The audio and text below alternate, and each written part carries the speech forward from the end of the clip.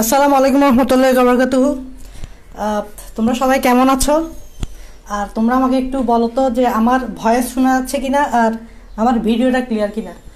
হ্যাঁ, তোমরা সবাই কেমন আছো আমাকে জাস্ট এটা বলো, আর যে আমার এই ভয়েসটা ক্লিয়ার কিনা আর ভিডিওটা ঠিকমতো দেখা যাচ্ছে কিনা, এই তিনটা জিনিস আমাকে একটু বলো। তোমরা কেমন আছো, আমার ভয়েস ক্লিয়ার কিনা এবং ভিডিওটা ক্লিয়ার কিনা, এগুলো বলো। এবং বলে আমরা আজকে আমাদের যে নগ্নবীজি এবং আবৃতবীজি যে চ্যাপ্টারটা আছে সেটা আমরা স্টার্ট করব। আমি অবশ্য চ্যাপ্টারটা অবশ্য তোমার একাডেমিক স্টাইলও ফলো করবো, আবার অ্যাডমিশনটাও প্রায়োরিটিতে রাখবো, ঠিক আছে? একেবারে যে তোমাকে শুধুমাত্র পড়াই চলে যাবে এমন না, বেসিক জিনিসটাও দিব যাতে তুমি সব কিছু বুঝতে পারো, ঠিক আছে?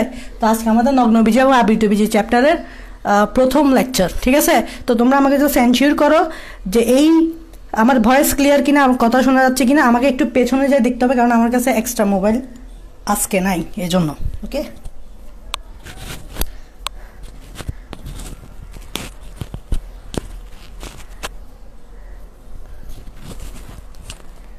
ওকে, তোমরা আমাকে বলো তো দেখ শোনা যাচ্ছে কিনা।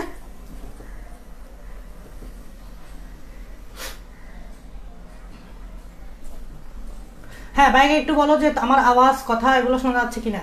আর তোমরা তোমাদের বন্ধু বান্ধবদেরকে মেনশন করতে পারো, যারা এই প্রাইভেট গ্রুপে আছে তাদেরকে এখানে মেনশন করে দিতে পারো। হ্যাঁ, আর তোমরা আমাকে জাস্ট এনশিওর করো যে আমার কথা শোনা যাচ্ছে কিনা এবং ভিডিওটা ক্লিয়ার কিনা। আমরা আজকে আমাদের নগ্নবীজি আর আবৃতবীজি চ্যাপ্টারের প্রথম লেকচারটা শুরু করে দিব। এখানে প্রচুর প্রশ্ন থাকবে, প্রচুর প্রশ্ন জিজ্ঞেস করবো তোমাদেরকে। আগে তোমাদেরকে পড়াবো, পড়ানোর পর তোমাদেরকে জিনিসগুলো কি করবো ক্লিয়ার করবো, তারপর প্রশ্ন করবো, তোমরাই উত্তর দিবা, কারণ তোমাদেরকে শিখাই দিব, তোমরা নিজে নিজেই উত্তরগুলা পেয়ে যাবা, ঠিক আছে? সো আশা করি শোনা যাচ্ছে, আমি তাও একটু চেক করি। ওকে, আমার কথা আশা করি শোনা যাচ্ছে। তাহলে আমি শুরু করে দিই যে নগ্নবীজি এবং আবৃতবীজি চ্যাপ্টারটা। প্রথমে দেখো, তোমাদের বইয়ে দেখবা আবুল হাসান স্যারের বইটা যদি ফলো করো, প্রথমে কিন্তু তোমাদের আবুল হাসান স্যারের বইয়ে নগ্নবীজি সম্বন্ধে কি কি করা হয়েছে বলা হয়েছে, তারপর আবৃতবীজি সম্বন্ধে বলা হয়েছে। তো আমিও কিন্তু তোমাদেরকে আগে নগ্নবীজি এই টপিকটা পড়াই দিব। তো দেখো, নগ্নবীজি যদি আমি জিনিসটাকে ইংরেজিতে লিখি, ইংরেজিতে বলে এটাকে জিমনোস্পার্মস, ইংরেজিতে এটাকে বলে জিমনোস্পার্ম। এখন এই কথাগুলোর মানেটা কি, ঠিক আছে? এই জিমনোস্পার্ম, এখানে যে জিমনোস্পার্ম থেকে একটা ওয়ার্ড আমি বের করতে পারি সেটা হচ্ছে জিমনোস, আর স্পার্ম থেকে আরেকটা ওয়ার্ড বের করতে পারি প্লাস স্পার্মোস। এখন তোমরা আমাকে জিজ্ঞেস করবো, ভাইয়া এই জিমনোস আর স্পার্মোস কথাগুলো নিশ্চয়ই ইংরেজি ওয়ার্ড না? হ্যাঁ, ইংরেজি ওয়ার্ড না, এগুলো গ্রিক ওয়ার্ড বা ল্যাটিন ওয়ার্ড। তো এই জিমনোস কথাগুলোর অর্থ কি? ইংরেজিতে যদি বলি এটার অর্থ হচ্ছে নেকেড, আর বাংলায় যদি বলি নগ্ন, বাংলাটাই লিখি, বাংলায় বলি নগ্ন।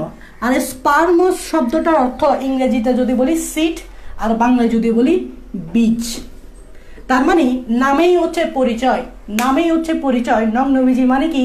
যে সকল উদ্ভিদের বীজ নগ্ন, নগ্ন মানে তো বুঝো খোলামেলা, খোলামেলা। যে সকল উদ্ভিদের বীজ নগ্ন মানে খোলামেলা, তাদেরকে বলা হয় নগ্নবীজি উদ্ভিদ। নগ্নবীজি উদ্ভিদ তার মানে আমি বলতে পারি নগ্নবীজি উদ্ভিদ তুমি কাদেরকে বলবা?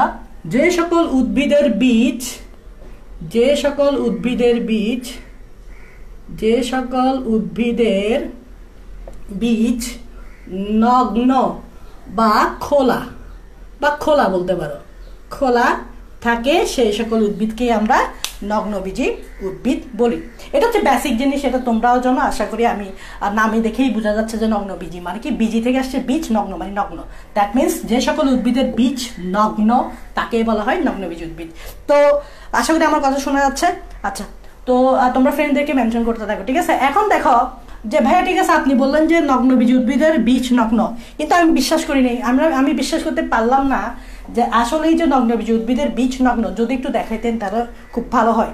দেখো, আসলে কথাগুলো ঠিক ঠিক এই কথাটা হয়তো শুনতে কেমন লাগতেছে যে বীজ নগ্ন, জিনিসটা আসলে একটু এক্সপ্লেইন করলে, ইলাবোরেট করলে তাহলে তুমি সব কিছু বুঝবা।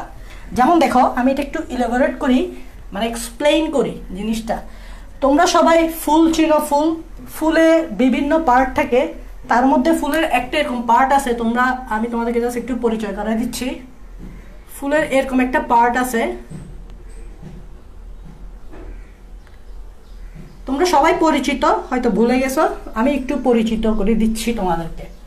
ফুলে এরকম একটা পার্ট আছে, যেই পার্টের উপরের অংশটাকে বলা হয়, এই অংশটাকে মাথার মতো দেখতে, এটাকে বলা হয় গর্ভমুণ্ড।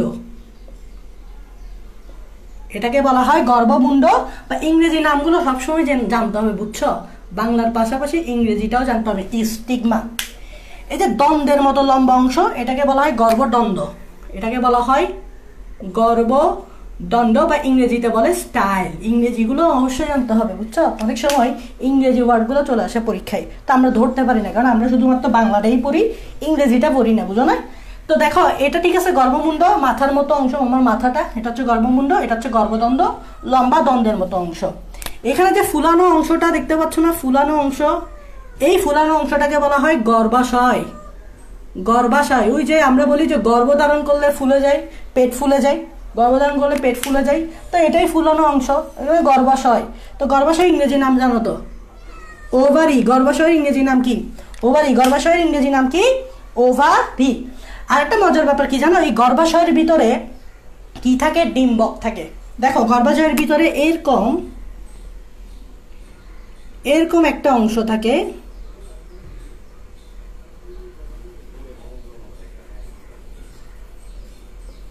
গর্ভাশয়ের ভিতরে এরকম আরেকটা অংশ থাকে, যেটাকে আমরা বলি ডিম্বক। ডিমের মতো দেখতে, তো ইংরেজিতে বলে এটাকে ওভিউল, ইংরেজিতে বলে এটাকে ওভিউল। ডিমের মতো দেখতে, তাই এটাকে আমরা ইংরেজিতে কি বলি? ওভিউল। ঠিক আছে, এটা হচ্ছে ডিম্বক। তার মানে এখানে আমি যে স্ট্রাকচারটা আঁকছি, এটার নাম কি জানো? এটার নাম হচ্ছে, এই ফিগারটার নাম কি জানো? এই ফিগারটার নাম হচ্ছে স্ত্রীকেশর।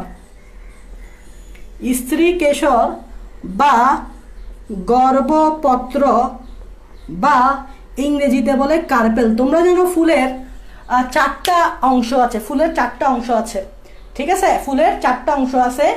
বৃতি আছে, বাইরের দিকে একটা সবুজ কালারের অংশ থাকে বৃতি, বৃতির উপরে একটা থাকে পাপড়ি, এটা দ্বিতীয় স্তবক। তৃতীয় স্তবক হচ্ছে পুংস্তবক, পুংস্তবক যেখানে পুংকেশর থাকে। আর চতুর্থ স্তবক হচ্ছে স্ত্রী স্তবক, যেখানে স্ত্রীকেশর থাকে। এই দেখো, স্ত্রীকেশর, গর্ভপত্র, কার্পেল। তার মানে একটা স্ত্রীকেশর, গর্ভপত্র বা কার্পেলের 3টা অংশ, মাথার দিকে একটা অংশ গর্ভমুণ্ড, গর্ভদণ্ড, নেক্সট গর্ভাশয়, আর গর্ভাশয়ের ভিতরে থাকে ডিম্বক। এখন দেখো, এটা হচ্ছে নিষেকের আগের অবস্থা। তোমরা জানো যে নিষেক হয় ফুলে, নিষেক হয়, নিষেক কি হয়? নিষেক হয়, এটা হচ্ছে আফটার নিষেক। নিষেক হয়, তোমরা জানো কি? ফুলে নিষেক হয়। তো নিষেক যখন হয়, এই গর্ভাশয়টা কি হয়ে যায় জানো? গর্ভাশয়টা ফলে কনভার্ট হয়। নিষেকের পর, এখানে নিষেকের পর লিখো, নিষেকের পর এই গর্ভাশয়টা ফলে কনভার্ট হয়। নিষেকের পর এই ফুলানো গর্ভাশয়টা দেখতে পাচ্ছ না, এটা ফল হয়ে যায়, আমরা ফল যে খাই। আর গর্ভাশয়ের ভিতরে যে ডিম্বকটা আছে, ডিম্বকটা বীজে কনভার্ট হয়। ডিম্বকটা কিসে কনভার্ট হয়? ডিম্বকটা কিসে কনভার্ট হয়? বীজে কনভার্ট হয়। তার মানে নিষেকের পর গর্ভাশয়টা ফল হয়ে যায়, এবং এখানে গর্ভাশয়ের ভিতরে যে ডিম্বকটা ছিল ওইটা হয়ে যায় বীজ। তাহলে আমাকে বলো তো, এখানে ব্যাপারটা কি ঘটলো?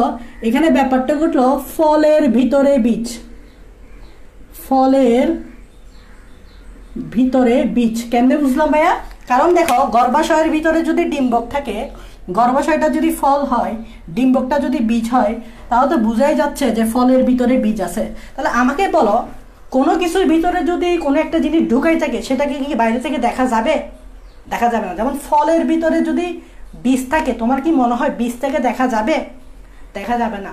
তো বীজটাকে যদি দেখা না যায়, তাহলে বীজটা কি না? নগ্ন না। তাহলে বীজটা খোলা না, বীজটা হচ্ছে আবদ্ধ। এই আবদ্ধ বীজ আবদ্ধ থাকে কার ক্ষেত্রে? আবৃত বীজের ক্ষেত্রে। দেখো, আবৃত বীজের ক্ষেত্রে বীজ কি থাকে? বীজ ফল দিয়ে আবৃত থাকে। বীজ ফল দিয়ে কি থাকে? আবৃত থাকে।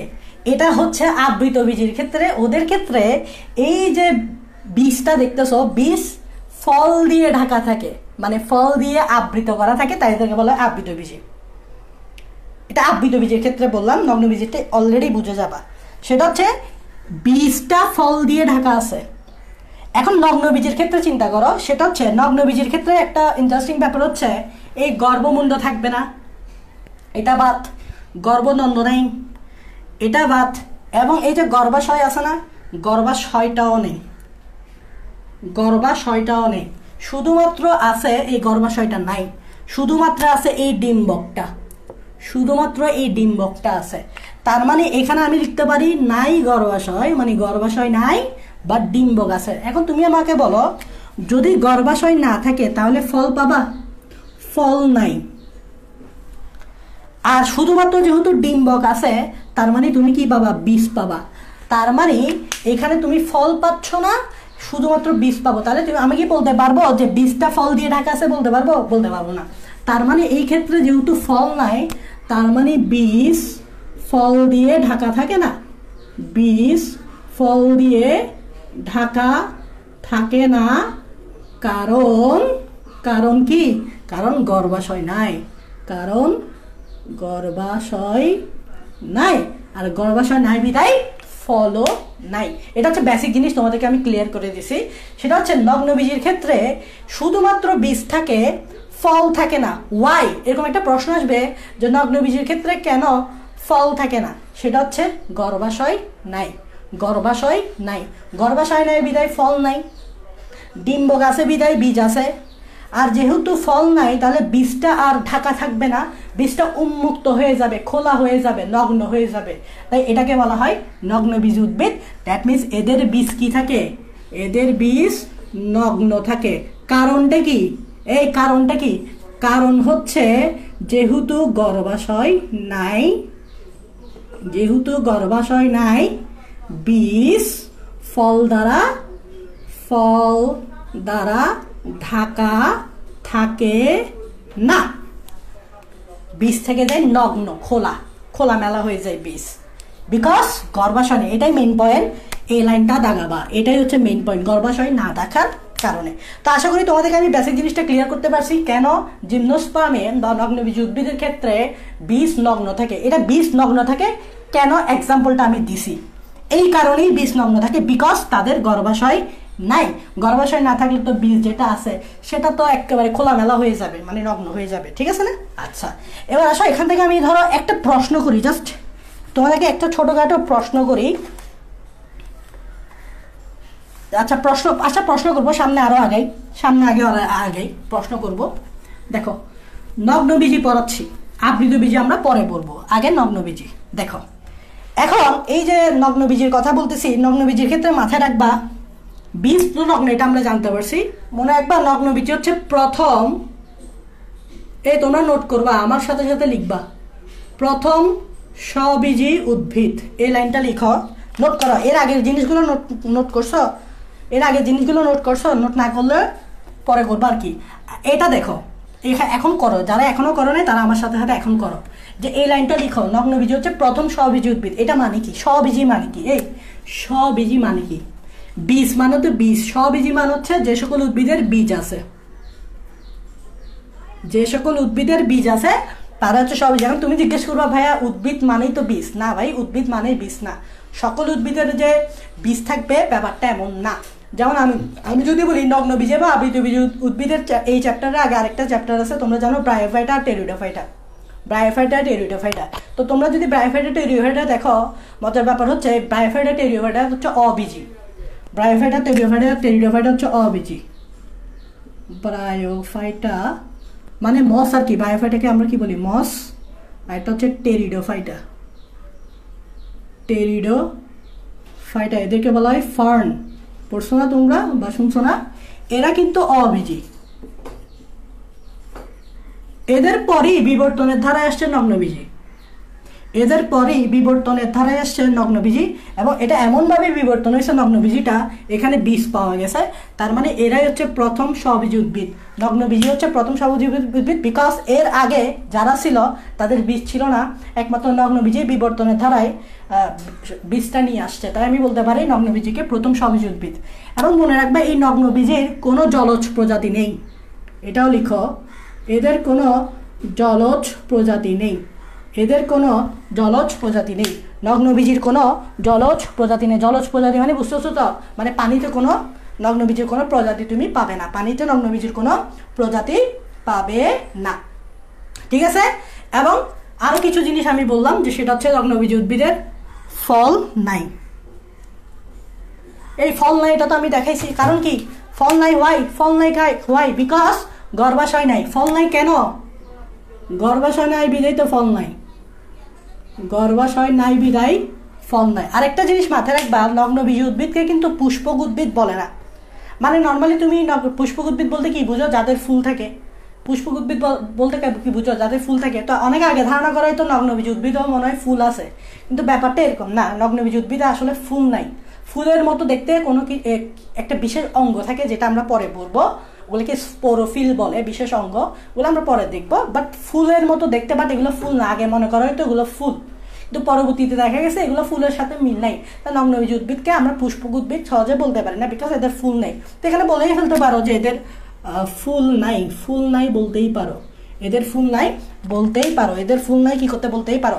এগুলো তোমরা লিখো, কারণ আমি যখন তোমাকে এমসিকিউ দিব, সরি প্রশ্ন দিব, প্রশ্নের মধ্যে কিন্তু এগুলো চলে আসবে। মানে তুমি আমার ক্লাসে শিখবা, এগুলো আজকেই শিখে ফেলবা, এরকম একটা ব্যাপার স্যাপার হবে। ঠিক আছে, আমি প্রশ্ন দিব, তারপর এগুলো তুমি আমার লেকচার অনুযায়ী প্রশ্ন দিব, তারপর তোমরাই নিজে নিজে এটা সলভ করবো আমার সাথে সাথে, কারণ আমি যা পারবো তাই দিব। ঠিক আছে, সো ক্লাসের পড়া ক্লাসেই শেষ করবো আমরা। ঠিক আছে, সো এটার ফুল নাই, এগুলো লিখবা, এগুলো লিখবা, অবশ্যই লিখবা। ঠিক আছে, আমার পক্ষে তো আবার এটা যেহেতু হোয়াইট বোর্ডে করাচ্ছি, তো স্লাইড টেট দেওয়া তো পসিবল না, এটা বুঝতেই পারতেছ। ঠিক আছে, আচ্ছা ঠিক আছে। এখন আসো, যেহেতু এটা একটা উদ্ভিদ, তাহলে আমরা ধারণা করতে পারি উদ্ভিদে পরিবহন টিস্যু থাকে। কি বলো? উদ্ভিদ যেহেতু, উদ্ভিদে পরিবহন টিস্যু থাকে। পরিবহন টিস্যু জানো তো, xylem tissue, xylem tissue, phloem tissue. পরিবহন টিস্যুকে আমরা কি বলি? জাইলেম টিস্যু এবং ফ্লোয়েম টিস্যু।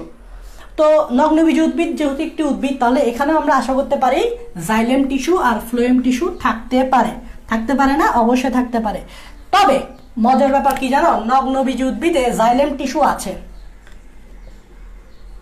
জাইলেম টিস্যু আছে, বাট জাইলেম টিস্যুতে একটা কোষ থাকে না। সেই কোষটা হচ্ছে ভেসেল কোষ। লিখো, এই ইম্পর্টেন্ট, এগুলো সব এমসিকিউতে আসবে। এমসিকিউতে আসবে, তোমাদের একাডেমিক এমসিকিউতে আসবে, এছাড়া ভার্সিটি এক্সাম, মেডিকেল এগুলোতে আসবে। ভেসেল কোষ থাকে না। তোমরা কি জানো জাইলেম টিস্যুতে 4 ধরনের ডিফারেন্ট কোষ থাকে? মনে করে দেখো, জাইলেম টিস্যুতে 4 ধরনের ডিফারেন্ট কোষগুলো কি কি? তোমাদেরকে যাও একটু ভেঙে ভেঙে পড়াই। জাইলেম টিস্যুতে যা থাকে, প্রথমে 1 নম্বরে থাকে ট্রাকিট, তারপর থাকে ব্যাসেল, তারপরে থাকে জাইলেম প্যারেনকাইমা। এগুলো ছোটবেলার পড়া, তাও বলতেছি, অথবা টিস্যু ও টিস্যুতন্ত্রে এই টপিকগুলো আছে। আরেকটা হচ্ছে জাইলেম ফাইবার, জাইলেম ফাইবার। 4টা ডিফারেন্ট কোষ থাকে, তার মধ্যে এই ভ্যাসেল কোষ থাকে না। নগ্নবীজ উদ্ভিদে থাকে না, নগ্নবীজ উদ্ভিদে, নট আবৃতবীজী, এটা মাথায় রাখবা। আমি কিন্তু নগ্নবীজ উদ্ভিদ পড়াচ্ছি। নগ্নবীজ উদ্ভিদের বৈশিষ্ট্যগুলো আবৃতবীজ উদ্ভিদের সাথে মিলবে না, এটা মাথায় রাখবা। নগ্নবীজের বৈশিষ্ট্য শিখা মানে তুমি আবৃতবীজ উদ্ভিদের শিখে ফেলছো, মানে একটা শিখলে আরেকটা ফ্রি। এটা যদি শিখে ফেলো, এটা শিখে ফেলছো, এটার বৈশিষ্ট্যও শিখে ফেলছো, বিকজ এটার বৈশিষ্ট্য এটার উল্টা। তো এটা যা শিখবা এটা ওটার উল্টা করে দিবা, সো একটা শিখলে আরেকটা ফ্রি। ঠিক আছে, সো দেখো এই ট্রাকিট, এই 4টা থাকে, 4টার মধ্যে কোনটা থাকে না বলছি, জাস্ট ভেসেল কোষ থাকে না। আবার মজার ব্যাপার কি জানো? আমাদের যে ফ্লোয়েম টিস্যু আছে না, ফ্লোয়েম টিস্যুতে আরেকটা কোষ থাকে না, সেটা হচ্ছে সঙ্গী কোষ। সঙ্গী কোষ থাকে না। এখন ফ্লোয়েম তো জানো 4টা কোষ, কি কি জানো তো ছোটবেলার পড়া? ফ্লোয়েম 4টা কোষ কি কি বলো তো ভাইয়া? কি কি বলো? সিপনল, যেখানে পরিণত নিউক্লিয়াস থাকে না। আমরা জানি এই সিপনলে, পরিণত সিপকলে নিউক্লিয়াস থাকে না, এটা তো তোমরা জানো। পরিণত সিপনলে নিউক্লিয়াস নাই। এবং সিপনলের পাশাপাশি একটা সঙ্গী কোষ থাকে না, সঙ্গী কোষ, ওই সঙ্গী কোষটাই আসলে থাকে না, মানে ওকে সঙ্গ দেয় না, সঙ্গী কোষ নাই, এই বেচারা একা, এই সঙ্গী কোষ নাই। তারপর এখানে ফ্লোয়েম প্যারেনকাইমাও আছে, ফ্লোয়েম প্যারেনকাইমাও আছে, ফ্লোয়েম ফাইবারও আছে। শুধুমাত্র যেটা নাই সেটা হচ্ছে সঙ্গী কোষ। তো এটা এভাবে মনে রাখতে পারো যে জাইলেমের ভাই নাই, ফ্লোয়েমের সঙ্গী নেই। একটা ট্রিক্স এভাবে লিখতে পারো, ট্রিক্সটা লিখতে পারো, জাইলেমের ভাই নাই, জাইলেমের ভাই নাই,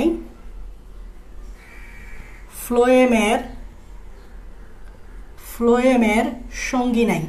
এভাবে মনে রাখবা, তাহলে হয়ে গেছে। আচ্ছা ভাই, জাইলেমের ভাই নাই মানে কি? এই ভাই দিয়ে কি বোঝাচ্ছে? ভাইয়ের ভ দিয়ে কি বোঝাচ্ছে রে? ব্যাসেল। ভাইয়ের ভ দিয়ে কি বোঝাচ্ছে? ব্যাসেল। আর সঙ্গী দিয়ে কি বোঝাচ্ছে রে? সঙ্গী দিয়ে বোঝাচ্ছে সঙ্গী কোষ, সঙ্গী দিয়ে বোঝাচ্ছে সঙ্গী কোষ। তাহলে হয়ে গেল না? জাইলেমের ভাই নাই, ফ্লোয়েমের সঙ্গী নেই। ওই মনে করো তো জাইলেমের কোনটা থাকবে না? নগ্নবীজ উদ্ভিদের জাইলেমের কোনটা থাকবে না? ভাই নেই মানে ব্যাসল কোষ থাকবে না। বা ফ্লোয়েমের কোনটা থাকবে না? সঙ্গী নেই মানে সঙ্গী কোষ থাকবে না। হয়ে গেল তো? হয়ে গেল। তাহলে তোমার আর মানে কনফিউশনের কোনো পড়বা না, কোনো কনফিউজ হবে না, ঠিক আছে? এই জিনিসগুলো একটু মাথায় রাখবা, হ্যাঁ? মুছে দিচ্ছি এগুলো আস্তে আস্তে আমি যে একটু পর প্রশ্ন দিব, আমি পরে ফেলতেছি আর প্রশ্ন দিব, তখন কিন্তু তুমি নিজে এগুলো করতে পারবা, ঠিক আছে না? তো আমরা আজকেই শিখে ফেলবো সবকিছু। আচ্ছা, তারপর ভাইয়া আর কি আছে? ভাইয়া আর কি আছে? আর কি আছে? আরো কিছু জানান। আর কি আছে? আরো কিছু জানান। সেটা হচ্ছে যে একটা ইন্টারেস্টিং ব্যাপার, যে নগ্নবীজ উদ্ভিদের দ্বিনিষেক ঘটে না। এই লাইনটা আমি বুঝাবো। দ্বিনিষেক ঘটে না, লিখো এগুলো একটা মারাত্মক প্রশ্ন। নগ্নবীজ উদ্ভিদের দ্বিনিষেক ঘটে না এবং নিষেকের পূর্বে, এই লাইনগুলো লিখো। নিষেকের পূর্বে শ্বাসের ইংরেজি নামটা জানতে হবে, এন্ডোস্পাম। শ্বাস তৈরি হয় এবং শ্বাস হলো হ্যাপ্লয়েড, এই এন দিয়ে মানে বুঝো কি বুঝাই? তোমরা কি এন দিয়ে বুঝো কি বুঝায়? এন দিয়ে বুঝায় হ্যাপ্লয়েড। এন দিয়ে বুঝাচ্ছি কি? হ্যাপ্লয়েড। এই লাইনটা খুবই ইম্পর্টেন্ট, মারাত্মক ইম্পর্টেন্ট। এই লাইনটা মারাত্মক ইম্পর্টেন্ট, যে কোনো ভার্সিটি এক্সামে অবশ্যই দিবে এটা, ঠিক আছে? মেডিকেলেও দিবে।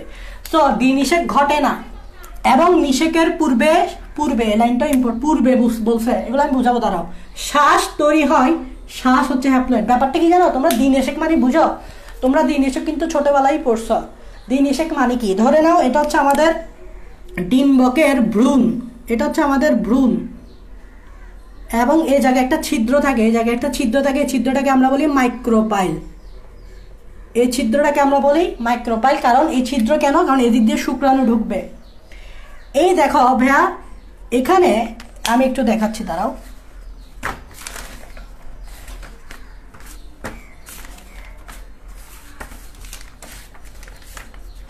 হ্যাঁ দেখো, এখানে মাঝখানে কিছু দুইটা নিউক্লিয়াস থাকে এভাবে। এটাকে আমরা কি বলি বলতো? এটাকে আমরা বলি সেকেন্ডারি নিউক্লিয়াস। তোমরা মনে করে দেখো, এগুলো আমরা পড়ছিলাম ছোটবেলায়, তাই না? সেকেন্ডারি নিউক্লিয়াস, যেহেতু দুইটা নিউক্লিয়াস তাই টুয়াইস এন, সেকেন্ডারি নিউক্লিয়াস, ঠিক আছে? এই প্রান্তে এদিকে 3 ধরনের কোষ থাকে বা নিউক্লিয়াস থাকে, এভাবে 3 ধরনের নিউক্লিয়াস থাকে। এগুলাকে আমরা বলি, এগুলাকে আমরা কি বলি? এগুলোকে আমরা বলি প্রতিপাদক কোষ। এগুলোকে আমরা বলি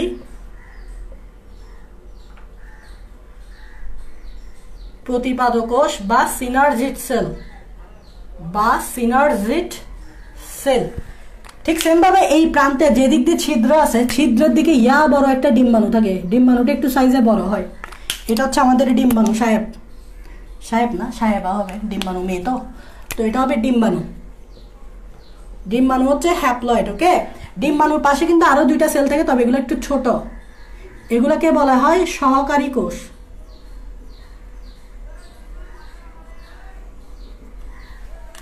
এদিক দিয়ে যখন শুক্রাণু 2টা আসবে, এদিক দিয়ে এটা হচ্ছে আমাদের পরাগরেণু এভাবে পোলেন টিউব তৈরি করে, এবং এদিক দিয়ে 2টা শুক্রাণু আসে, এভাবে শুক্রাণু নিউক্লিয়াস। তো একটা শুক্রাণু নিউক্লিয়াস প্রথমে ডিম্বাণুর সাথে মিলে হয়। দেখো এভাবে শুক্রাণু ডিম্বাণুর সাথে মিলে n+n মিলে জাইগোট। এটা তোমরা জানো কি হয়ে যায়? Zygote, which is twice n। Zygote হচ্ছে কি? জাইগোট হচ্ছে টুয়াইস n। জাইগোট হচ্ছে কি? Twice n। এটা প্রথমে হয়ে গেছে, মানে এটা নিষেক হয়ে গেছে, একটা হয়ে গেছে। এখন আরেকটা, এই দেখো এটার সাথে এটা হয়েছে আর কি।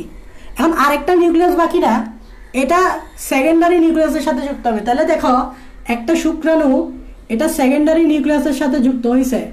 সেকেন্ডারি নিউক্লিয়াস হচ্ছে টুয়াইস n, শুক্রাণু হচ্ছে n। তাহলে n আর n মিলে হয়ে গেছে থ্রাইস n। আর এটা পরবর্তীতে হয়ে যাবে শ্বাস, মানে এন্ডোস্পাম। এটা পরবর্তীতে হয়ে যাবে শ্বাস মানে এন্ডোস্পাম। এটার কাজ কি জানো? এটার কাজ হচ্ছে জাইগোটকে পুষ্টি দেওয়া। জাইগোট তো আস্তে আস্তে ভ্রূণ হবে, খেয়াল রাখো। জাইগোট আস্তে আস্তে ভ্রূণ হবে, আর ভ্রূণের তো পুষ্টি দরকার, পুষ্টিটা দিবে এই শ্বাস। এখন খেয়াল করে এই ঘটনাটা আমি কার ক্ষেত্রে ব্যাখ্যা করছি? লিখে রাখো, এটা আমি করছি আবৃত বীজির ক্ষেত্রে, এই ঘটনাটা আমি ব্যাখ্যা করছি আবৃত বীজি। তার মানে তুমি একটা জিনিস মাথায় রাখো, আবৃত বীজিতে দ্বিনিষেক ঘটে, এটাই দ্বিনিষেক। এটা হচ্ছে প্রথম নিষেক, এটা হচ্ছে দ্বিতীয় নিষেক। এটা হচ্ছে প্রথম নিষেক শুক্রাণু ডিম্বাণু জাইগোট, এটা ফার্স্ট নিষেক। দেন দেন এটা হচ্ছে সেকেন্ড নিষেক। দেন শুক্রাণুর সাথে সেকেন্ডারি নিউক্লিয়াস, দ্যাট মিনস শ্বাস। তাহলে কয়টা নিষেক করছে? দুইটা। দুইটা মানে দ্বিনিষেক। এটা কোথায় ঘটে? এটা আবৃত বীজিতে। কিন্তু দেখো নগ্ন বীজিতে আমি কি বলছি, দ্বিনিষেক ঘটে না। তো দ্বিনিষেক যদি না ঘটে তাহলে শুধুমাত্র কোনটা ঘটবে? এইটা ঘটবে, শুক্রাণুর সাথে জিম্মাণু মিলিত হয়ে জাইগোট ঘটবে। শুক্রাণুর সাথে জিম্মাণু মিলে জাইগোট তৈরি হবে, শুধুমাত্র এটাই ঘটবে। আর এটাই মূলত নিষেক, এটাই মূলত নিষেক। এবং নিষেকের পূর্বে খেয়াল করে, এটার আগে দেখো নিষেকের পূর্বে শ্বাস তৈরি হবে। মানে এখানে শ্বাস হচ্ছে ট্রিপ্লয়েড না? আবৃত বীজিতে শ্বাস পরে ঘটছে না? এই নিষেকের পরে ঘটছে না? আবৃত বীজিতে এটার পরেই কিন্তু শ্বাস তৈরি হয়েছে। আমি আগে এটা করেছি, তারপর এটা করেছি। এবং শ্বাসটা দেখো ট্রিপ্লয়েড, এটা আবৃত বীজিতে। কিন্তু নগ্ন বীজিতে শুধুমাত্র এই নিষেকটা ঘটবে। আর নিষেকের আগে মানে এটার আগে আমার শ্বাস তৈরি হয়ে যাবে। আর শ্বাসটা হচ্ছে হ্যাপ্লয়েড। এটাই হচ্ছে মেইন ইস্যু। সো আমি এখানে আবৃত বীজির সাথে কম্পেয়ার করে কেন পড়েছি, যাতে তুমি বুঝতে পারো আবৃত বীজিতে কি ঘটে, নগ্ন বীজিতে ঘটে। এই পুরো ঘটনাটা আবৃত বীজিতে ঘটে। প্রথমে নিষেক, দেন সেকেন্ড নিষেকে শ্বাস, প্রথমে এটা ঘটে, তারপর সেকেন্ড নিষেকে শ্বাস তৈরি হয়। কিন্তু নগ্ন বীজি উল্টা, দ্বিনিষেক ঘটে না, উল্টো নিষেকের আগেই এটার আগেই শ্বাস তৈরি হয়ে যায়। আর শ্বাসটা হচ্ছে হ্যাপ্লয়েড। এটা হচ্ছে মেন লাইন, এটা গুরুত্বপূর্ণ একটা লাইন। তোমাকে পরীক্ষায় বলবে নগ্ন বীজি উদ্ভিদের শ্বাস হ্যাপ্লয়েড না ট্রিপ্লয়েড। এখানে আমি কি লিখে দিছি, নগ্ন বীজি উদ্ভিদের শ্বাস বা এন্ডোস্পার্ম হ্যাপ্লয়েড না ট্রিপ্লয়েড, তোমাকে এটা প্রশ্নটা বলবে। তাহলে আনসার হবে ট্রিপ্লয়েড। আমি প্রশ্ন অবশ্য পরেও করবো, তা আগে ভাগে একটু বলে দিচ্ছি আর কি। নগ্ন বীজি উদ্ভিদের শ্বাস কি হ্যাপ্লয়েড না ট্রিপ্লয়েড? আনসার কি হবে? হ্যাপ্লয়েড। এটা এই যে লিখে দিচ্ছি দেখো, শ্বাস হ্যাপ্লয়েড। আর আবৃত বীজিতে শ্বাস কিরকম? ট্রিপ্লয়েড। দেখো ট্রাইসেন। আবৃত বীজিতে শ্বাস কিরকম? ট্রিপ্লয়েড। সো আশা করি এই লাইনটা তোমরা বুঝতে পারছো, প্রশ্ন আসতে পারবা। ঠিক আছে, ওকে। আচ্ছা একটু বলো তো, এইটাতে কোনো সমস্যা আছে নাকি? আমি তোমাদের কমেন্ট একটু পড়ি, অনেকক্ষণ ধরে পড়ি নেই। তোমাদের একটু কমেন্ট পড়ি যে এই এখন যেটা বলছি যে নগ্ন বীজি উদ্ভিদের শ্বাস, আবৃত বীজি উদ্ভিদের শ্বাস, দ্বিনিষেক, এটাতে কোনো সমস্যা আছে কিনা?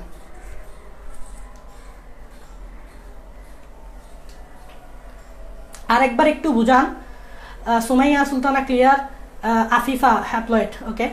আদির চৌধুরী ট্রাইসেন, সুমাইয়া ক্লিয়ার, ওকে।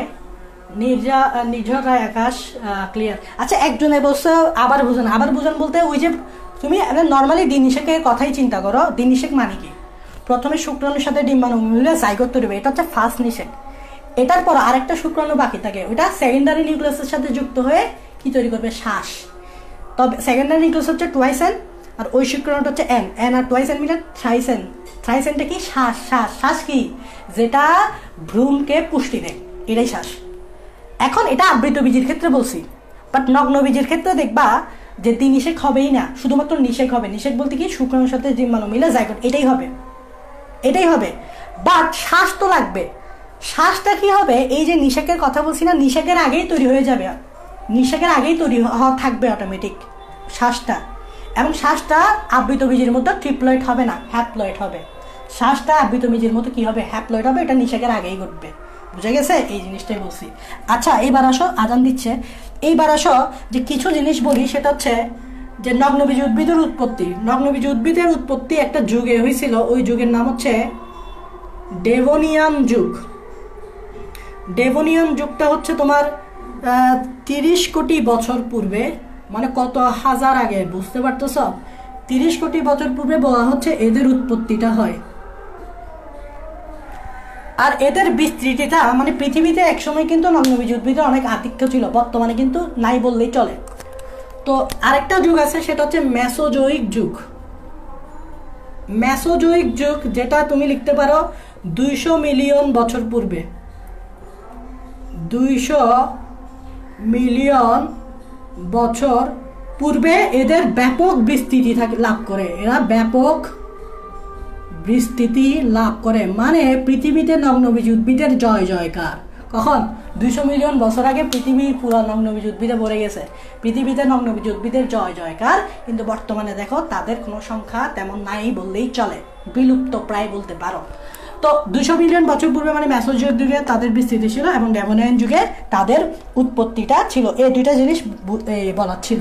এখন দেখো পুরা পৃথিবীতে যদি বলি, পুরা পৃথিবীতে নগ্নবীজ উদ্ভিদের গণ আছে, গণ মানে বুঝো তো জেনাস 83টা। পুরো পৃথিবীতে নগ্নবীজ উদ্ভিদের যে গণ মানে তো বুঝো, ওই গণ আছে মাত্র 83টা। আর ওই 83টা গণের আন্ডারে প্রজাতি আছে 721টা। গণের আন্ডারে থাকে প্রজাতি, ঠিক আছে? তো 83টা গণের আন্ডারে প্রজাতি আছে কয়টা? 721টা। মনে রাখবা পৃথিবীতে গণ আছে মাত্র 83টা, মাত্র 83টা, বুঝতে পারতেছ?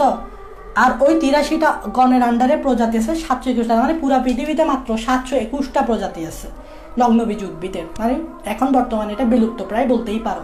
কিন্তু পৃথিবীতে এক সময় মেসোজোয়িক যুগে এরা প্রচুর বিস্তৃতি লাভ করছিল, মানে পুরো পৃথিবীতে এদের জয় জয়কার, পুরো পৃথিবীতে এদের কি কর?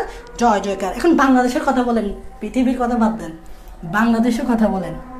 আসলে বাংলাদেশেও পাওয়া যায়, কিছু প্রজাতি পাওয়া যায়, বাংলাদেশেও কিন্তু আমরা পাবো। তবে এটা মনে রাখতে হবে, এটা পরীক্ষার জন্য ইম্পর্টেন্ট। বাংলাদেশে মাত্র 5 প্রজাতির নগ্নবীজ উদ্ভিদ প্রাকৃতিকভাবে জন্মে, প্রাকৃতিকভাবে জন্মে। এখানে আমি একটা ওয়ার্ড ইউজ করছি, দেখো তোমরা কিন্তু অর্ধেক পড়ো, অনেকে কি করে জানো, অর্ধেক প্রশ্ন অর্ধেক পরে লাফাই লাফাই উত্তর দিয়ে দেয়। সো প্রশ্ন ভালো মতো পড়তে হবে। আমি এখানে লিখছি প্রাকৃতিকভাবে জন্মে বলছি, কিন্তু বাংলাদেশে অনেক প্রজাতির আছে। এটা বলি নাই যে বাংলাদেশে মাত্র 5 প্রজাতির নগ্নবীজ উদ্ভিদ আছে, এটা আমি বলি নাই। আমি জাস্ট বলছি বাংলাদেশের মাত্র 5 প্রজাতির নগ্নবীজ প্রাকৃতিকভাবে জন্মে। এছাড়া বিদেশ থেকে চারা এনে তো তুমি লাগাইতেই পারো, ওটা তো আর প্রাকৃতিক না। প্রাকৃতিকভাবে মানে হচ্ছে ধরো তুমি আম খাইছো না, আম খাইয়ে আমের বোড়াটা ফেলাই দিছো, তো আমের বোড়াটা যে ফেলাই দিছো দেখছো কিছুদিন পর দেখতেছো আম গাছ, আমের বীজ থেকে লম্বা একটা গাছ হয়ে গেছে, এটা প্রাকৃতিক, এটা হচ্ছে প্রাকৃতিকভাবে। তো এরকম প্রাকৃতিকভাবে আমাদের বাংলাদেশে মাত্র 5 প্রজাতির নগ্নবীজ জন্মে। প্রাকৃতিকভাবে না মানে কি, সেটা হচ্ছে তুমি বিদেশ থেকে কোনো একটা চারা আনছো, চারা এনে মাটিতে পুঁতছো, তারপরে এটা হয়েছে, এটা প্রাকৃতিকভাবে না। বুঝা গেছে? তো এখন দেখো প্রাকৃতিকভাবে জন্মে, এগুলো একটু জানতে হবে, কারণ এগুলো এমসিকিউতে আসে। কি কি? তার মধ্যে আমাদের যে চট্টগ্রাম আছে সাইকাস পেকটিনাটা, সাইন্টিফিক নেমটা হচ্ছে সাইকাস পেকটিনাটা, এটা মাথায় রাখতে হবে। এটা হচ্ছে আমাদের চট্টগ্রামের বাড়িয়াঢালাই, চট্টগ্রামের কোথায়? বাড়িয়াঢালা নামে একটা এলাকা আছে, বাড়িয়াঢালাই, চট্টগ্রামের বাড়িয়াঢালাই। এই উদ্ভিদটা, এই সাইকাস উদ্ভিদটা প্রাকৃতিকভাবে জন্মে, এটা পরীক্ষায় আসে, বলবে যে নিচের কোন উদ্ভিদটি প্রাকৃতিকভাবে জন্মে, আনসার হবে সাইকাস পেকটিনাটা, ঠিক আছে? তারপর আরো কিছু আছে, যেমন আরেকটা হচ্ছে পোডোকার্পাস নেরিফোলিয়াস, পোডোকার্পাস নেরিফোলিয়াস। এই নগ্নবীজ উদ্ভিদটাও প্রাকৃতিকভাবে জন্মে। মজার ব্যাপার হচ্ছে স্থানীয় লোকেরা একে বাঁশ পাতা বলে, স্থানীয় লোকেরা এটাকে বাঁশ পাতা বলে। আদৌ এটা কিন্তু বাঁশের পাতা না, বা বাঁশ না, বাঙালি তো বাঁশের পাতার মতো দেখতে বিধায় এটাকে সবাই বাঁশ পাতা বলে। তাহলে পোডোকার্পাস নেরিফোলিয়াস এই উদ্ভিদটাকে, নগ্নবীজ উদ্ভিদটাকে স্থানীয়রা কি বলে? বাঁশ পাতা বলে। তার মানে এটা বাঁশ পাতা নামে পরিচিত। পরীক্ষায় আসবে নিচের কোন উদ্ভিদটি বাঁশ পাতা নামে পরিচিত, আনসার হবে পোডোকার্পাস। সাইন্টিফিক নেম আসবে পোডোকার্পাস নেরিফোলিয়াস, পোডোকার্পাস নেরিফোলিয়াস। শুধুমাত্র এই দুইটা, আরো 3টা আছে, আরো 3টা আমি লিখে দিচ্ছি। আরো 3টা হচ্ছে নিটাম, এখানে নিটাম জি উচ্চারণটা হবে না, এখানে জি উচ্চারণটা হবে না। নিটাম মন্টেনাম, নিটাম মন্টেনাম, এটা 3টা আছে। এই নিটাম নামক 3টা আছে, নিটাম 3টা আছে। নিটাম আরেকটা হচ্ছে নিটাম অবলঙ্গাম, নিটাম অবলঙ্গাম। আবার নিটাম লেটিফোলিয়াম, নিটাম লেটিফোলিয়াম। ফোলিয়াম। এই তিনটা সবগুলাই নিটাম গণের, এটা গণ, এগুলো গণ সেম নিটাম গণের। এগুলাকে একটা নামে ডাকে, এগুলাকে ডাকে কাষ্ঠল লতানো উদ্ভিদ। কাষ্ঠল লতানো উদ্ভিদ, এগুলা কি নামে পরিচিত? এগুলা কাষ্ঠল মানে কাঠ আর কি, যে বড় বড় গাছের মতো। কাষ্ঠল লতানো উদ্ভিদ মানে এদের পাতাগুলা লতানোর মতো, লতা এভাবে ঝুলে থাকে, ঠিক আছে? তো লতানো উদ্ভিদ। এই 5টা স্পিসিস তোমার বাংলাদেশে প্রাকৃতিকভাবে জন্মে, এই 5 প্রজাতি না, 1 2 3 4 5। এটাই চট্টগ্রামের বাড়িটার, এটা খুবই ইম্পর্টেন্ট, এটাই পরীক্ষা বেশি আসে। এটাও আসে বাঁশপাতা নামে পরিচিত কোনটি, এটাও আসে। এগুলো কম আসে, ঠিক আছে? তো হয়ে গেল, আমি এতটুকু পর্যন্ত বলছি, তোমরা এগুলো একটু নোট করবা, কারণ এখানে কোন জায়গা থেকে প্রশ্ন আসবে তুমি জানবা না। ভার্সিটিতে যেমন প্রশ্ন দিতে যাবে, ভার্সিটিতে একটু আনকমন প্রশ্ন বেশি করে। আনকমন প্রশ্ন মানে বুঝো, বইয়ের ভিতরের থেকে প্রশ্ন করে ফেলে, ঠিক আছে? মেডিকেলের ক্ষেত্রে বেসিক থাকলে তুমি অনেক একাই থাকবা, বাট ভার্সিটি অ্যাডমিশনের ক্ষেত্রে দেখা যাবে যে এইসব জায়গাগুলো থেকে প্রশ্ন করে ফেলে। তো আমি মুছে দিচ্ছি। এখন খুবই ইম্পর্টেন্ট একটা পড়াতে চলে যাচ্ছি, ওকে? এখানে আসলে বোঝার কিছু নেই, খুবই ইম্পর্টেন্ট একটা পড়াতে চলে যাচ্ছি। সেটা হচ্ছে নগ্নবীজী উদ্ভিদ যা আছে, নগ্নবীজী উদ্ভিদকে মোট 4টা বিভাগে ভাগ করা হয়েছে। এটা আমি লিখতেছি, নগ্নবীজী উদ্ভিদকে মোট 4টা বিভাগে ভাগ করা হয়েছে। কয়টা বিভাগ? 4টা বিভাগ। নগ্নবীজী উদ্ভিদকে কয়টি বিভাগে ভাগ করা হয়েছে? 4টা বিভাগ। 4টে বিভাগের নাম তোমাকে জানতে হবে, অবশ্যই খুবই ইম্পর্টেন্ট। তা আমি 4টে বিভাগের নাম লিখতেছি একটা টেকনিক দিয়ে, তোমরা টেকনিকটা লিখো। 4টে বিভাগের নাম লিখতেছি একটা টেকনিক দিয়ে, তোমরা টেকনিক লিখো। জিকো সাইকো নয়,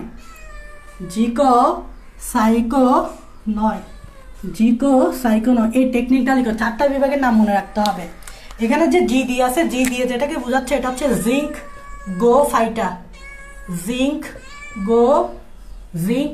ফাইটা। কো দিয়ে বোঝাচ্ছে কোনিফেরোফাইটা,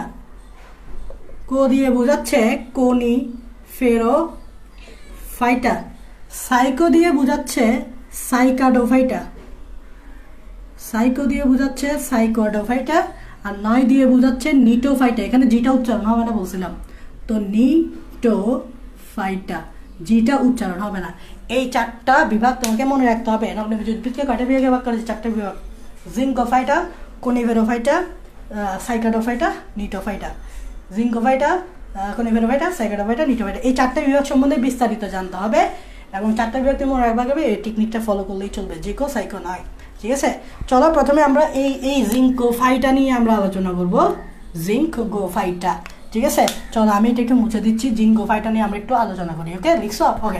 ওকে, ঠিক আছে? ওকে, একটু কুইক লিখবা, হ্যাঁ, সাথে লিখে ফেলবা। যে জিঙ্কোফাইটা নিয়ে আমরা একটু আলোচনা করব।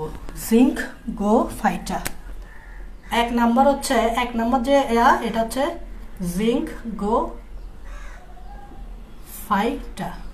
ওকে? তো জিঙ্কোফাইটা কি জানো? এখন কথা হচ্ছে জিঙ্কোফাইটা একটা বিভাগ, এই বিভাগের আন্ডারে তো অনেকগুলো প্রজাতি থাকবে। তবে মজার বিষয় কি জানো, দুঃখের বিষয়, এই জিঙ্কোফাইটা বিভাগে মাত্র 1 প্রজাতির নগ্নবীজী উদ্ভিদ থাকে।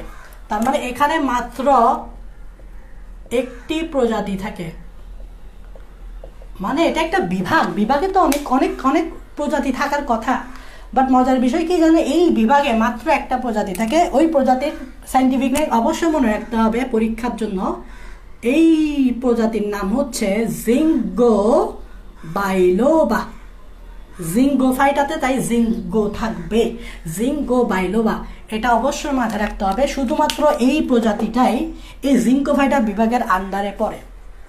এবার এখান থেকে একটা গুরুত্বপূর্ণ প্রশ্ন মাস্ট আসে পরীক্ষায়, সেটা হচ্ছে জিঙ্কোবাইলোবাকে একটা বিশেষ নামে ডাকা হয়। এই জিঙ্কোবাইলোবাকে নামা হয় জীবন্ত জীবাশ্ম। এই দেখো, এটা মারাত্মক একটা ইম্পর্টেন্ট প্রশ্ন। জীবন্ত মানে লিভিং, জীবাশ্ম মানে হচ্ছে ফসিল। তাহলে জীবন্ত জীবাশ্ম মানে ইংরেজিতে কি বলে? লিভিং ফসিল কথাটা তোমরা হয়তো, জীবাশ্ম হচ্ছে ফসিল কথাটা হয়তো তোমরা সবাই শুনে থাকো। এবার আসলে জীবন্ত জীবাশ্ম মানে কি? প্রথমে তোমাকে জানতে হবে ভাই জীবাশ্ম মানে কি। জীবন্ত মানে তো বুঝো, জীবাশ্ম মানে কি এটা ভাই আগে বুঝতে হবে, বা ফসিল মানে কি। এই দেখো, অনেক সময় এরকম ডিসকভারি চ্যানেল যখন তোমরা দেখাও তখন দেখবা যে বলা হয়ে থাকে যে যে মাটির নিচে ডাইনোসরের একটা হাড় পাওয়া গেছে, এরকম শুনছো কিনা কখনো? বা ডিসকভারি চ্যানেল দেখলে তো বুঝবা যে মাটির নিচে বড় একটা হাড় পাওয়া গেছে। ধারণা করা হচ্ছে এটা বর্তমানে এর কোনো অস্তিত্ব নাই, এই ধরনের প্রাণীর কোনো অস্তিত্ব নাই, সেটা পৃথিবীতে অনেক আগে ছিল। তার মানে পৃথিবীতে অনেক আগে ছিল, পৃথিবীতে অনেক আগে ছিল, বা পৃথিবীর সৃষ্টির মুহূর্তে থাকতে পারে, পৃথিবীতে অনেক আগে ছিল, বর্তমানে এদের কোনো অস্তিত্ব নাই। এরকম কিছু প্রাণীকে আমরা মাটির নিচে ফসিল বা জীবাশ্ম হিসেবে পাই। তাহলে জীবাশ্ম মানে হচ্ছে পৃথিবীতে অনেক বছর, অনেক অনেক, এটা আজকালকার বছর না, অনেক অনেক বছর, মিলিয়ন মিলিয়ন বছর, হাজার হাজার বছর, কোটি কোটি বছর পূর্বে একসময় পৃথিবীতে অনেক ধরনের প্রাণী ছিল। ডাইনোসর হয়তো ধারণা করা হয় ডাইনোসর ছিল, এবং ডাইনোসরের বিভিন্ন হাড়গুলোকে মাটির নিচে কি হিসেবে পাওয়া যাচ্ছে, ফসিল মাটির নিচে পাওয়া যাচ্ছে, যেগুলো ধারণা করা হচ্ছে এগুলো ডাইনোসরের হতে পারে, এরকম ধারণা করা হচ্ছে। এই যে পৃথিবীতে অনেক বছর আগে ছিল, বর্তমানে নাই, এগুলাকেই বলা হয় জীবাশ্ম বা ফসিল। জীবাশ্ম বা ফসিল। আশা করি জীবাশ্ম বা ফসিল তোমাদেরকে বুঝাতে পারছি। এখন কেন এই জিঙ্কো বাইলোবাকে জীবন্ত জীবাশ্ম বলা হচ্ছে? প্রথম আসো জীবন্ত কেন? মাত্র একটি প্রজাতি আজও পৃথিবীতে বেঁচে আছে, এই জিঙ্কো বাইলোবাটা আজও বেঁচে আছে, বিজয় জীবন্ত। এখন দেখো, এই যে বললাম জিঙ্কো ফাইটার তো অনেকগুলো প্রজাতি অনেক আগে পৃথিবীতে ছিল। জিঙ্কো ফাইটার আন্ডারে এই যে এখন দেখতেছো না মাত্র একটা প্রজাতি, আগে কিন্তু একটা প্রজাতি ছিল না, আগে এর বংশধর ছিল, মানে অনেক অনেক প্রজাতি ছিল। তারা পৃথিবী থেকে সামহাও বিলুপ্ত হয়ে গেছে, আর তাদেরকে পৃথিবী থেকে বিলুপ্ত হয়ে যাওয়ায় তাদেরকে মাটির নিচে ফসিল হিসেবে পাওয়া যায়। ধরে নাও এই জিঙ্কো ফাইটার একটা উদ্ভিদ প্রজাতি ছিল যেটা পৃথিবীতে বেঁচে ছিল, বাট এটাকে আমরা মাটির নিচে ফসিল হিসেবে পাইলাম। এই যে এটাকে মাটির নিচে ফসিল হিসেবে পাইলাম না, এর বৈশিষ্ট্যের সাথে জিঙ্কো বাইলোবা যে আজও বেঁচে আছে এর বৈশিষ্ট্য মিলে যাচ্ছে। তাহলে এটা একটা মাটির নিচে ফসিল। এর যে বৈশিষ্ট্যগুলা, এর বৈশিষ্ট্যটা এই যে বেঁচে আছে, জিঙ্কো বাইলোবা যে বেঁচে আছে এর বৈশিষ্ট্যের সাথে মিলে যাচ্ছে। তো মিলে যাচ্ছে বিধায় আমরা একে জীবন্ত, যেহেতু এ জীবিত আছে তাই জীবন্ত বলতেছি। আর যেহেতু এর জীবাশ্ম, এটা যেহেতু জীবাশ্ম, এটা তো পৃথিবীতে একসময় ছিল এখন নাই, বাট এর সাথে এর বৈশিষ্ট্য মিলে যাচ্ছে বিধায় এটাকে আমরা বলে ফেলতেছি জীবন্ত জীবাশ্ম। এটাই বোঝাচ্ছে জীবিত জীবাশ্ম। তো তোমাদের প্রশ্নে একটা পরীক্ষা এমসিকিউতে আসবে বা ভার্সিটি মেডিকেলে আসবে, নিচের কোন উদ্ভিদটি জীবন্ত জীবাশ্ম? এটা যদি অপশনে থাকে অবশ্যই এটা দাগাইতে হবে। জিঙ্কো বাইলোবা যদি অপশনে থাকে এটা অবশ্যই দাগাইতে হবেই হবে। আশা করি বুঝাইতে পারছি। এবার আসো ভাইয়া, জীবাশ্ম নিয়ে জীববিজ্ঞানে একটা শাখায় আলোচনা করা হয়, ব্রাঞ্চ, জীববিজ্ঞানে অনেকগুলো ব্রাঞ্চ আছে না, হিস্টোলজি, তারপর মাইক্রোবায়োলজি, জুলজি, এগুলো জীববিজ্ঞানের এক একটা শাখা, বোটানি, এগুলো জীববিজ্ঞানের এক একটা শাখা। তেমনি জীববিজ্ঞানের একটা শাখায় জীবাশ্ম নিয়ে স্টাডি করানো হয়, ওই শাখার নাম জানতে হবে। ওই শাখার নাম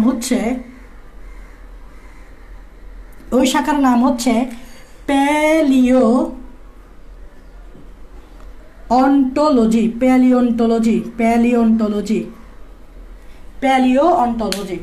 এটাকে আমি বাংলায় একটু লিখে দিই, প্যালিওন্টোলজি।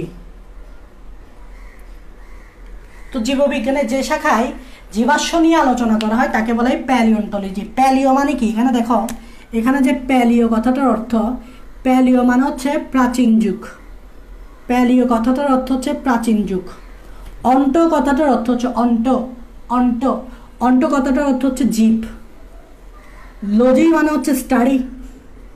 তাহলে জীববিজ্ঞানের যে শাখায় প্রাচীন যুগের যে জীব আছে নিয়ে আলোচনা করা হয় বা জীবাশ্ম নিয়ে আলোচনা করা হয় তাকে বলা হয় প্যালিওন্টোলজি। অন্ত মানে জীবাশ্ম বলতে পারো, এটাকে তুমি প্রাচীন যুগের জীব মানে জীবাশ্ম, যেগুলা বর্তমানে পৃথিবীতে সার্ভাইভ করে না বা পাওয়া যায় না। তো এটা হচ্ছে প্যালিওন্টোলজি। তাহলে তোমাকে যদি প্রশ্ন করে নিচের কোন জীবাশ্ম নিয়ে, জীববিজ্ঞানের যে শাখা জীবাশ্ম নিয়ে আলোচনা করে সেই শাখার নাম কি, তাহলে আনসার হবে প্যালিওন্টোলজি। ওকে, আমি এমসিকিউ দিব, সমস্যা নেই, প্রশ্ন দিব, সমস্যা নেই, ঠিক আছে। তাহলে জিঙ্কো ফাইটা বোঝা গেছে। আসলে এখানে বোঝার কিছু নেই, এগুলো হচ্ছে তত্ত্বভিত্তিক পড়া, ঠিক আছে, যেগুলো তোমাকে পরীক্ষার জন্য লাগবে। এখন দেখো, জিঙ্কো ফাইটার পর আমাকে যেটা নিয়ে আলোচনা করতে হবে একটু, সেটা হচ্ছে সাইকাডোফাইটা। 2 নাম্বার হচ্ছে সাইকাডোফাইটা। সাইকাডোফাইটা। সাইকাডোফাইটা সাইকাডোফাইটা সাইকাডোফাইটা কি? এটা একটা বিভাগ। এই বিভাগের আন্ডারে অনেকগুলো নগ্নবীজ উদ্ভিদ আছে, তবে মনে রাখবা এই বিভাগের আন্ডারে মাত্র 100 প্রজাতি আছে। এটা হচ্ছে একটা প্রজাতি, এখানে আছে একটা প্রজাতি, আর এখানে আছে মাত্র 100টা প্রজাতি। তাহলে সাইকোডোফাইটার আন্ডারে কয়টা প্রজাতি আছে? 100টা প্রজাতি আছে। বাকিগুলো বিলুপ্ত, বাকিগুলো বিলুপ্ত, পৃথিবী থেকে বিদায় নিয়েছে, পৃথিবী থেকে হারাই গেছে, পৃথিবী থেকে বিদায় নিয়েছে। এটাই হচ্ছে সাইকোডোফাইটার হচ্ছে মাত্র 100টা প্রজাতি, বাকিগুলা তার বংশধরগুলা পৃথিবী থেকে বিদায় নিয়েছে, হারাই গেছে, বিলুপ্ত হয়ে গেছে। এখন দেখো এই সাইকোডোফাইটার আন্ডারে একটা গুরুত্বপূর্ণ উদ্ভিদ আছে যেটা নিয়ে তোমরা এই চ্যাপ্টারে ডিসকাস করবা বা পড়বা, আমিও পড়াবো। ওই উদ্ভিদটার নাম হচ্ছে সাইকাস উদ্ভিদ, খুবই গুরুত্বপূর্ণ।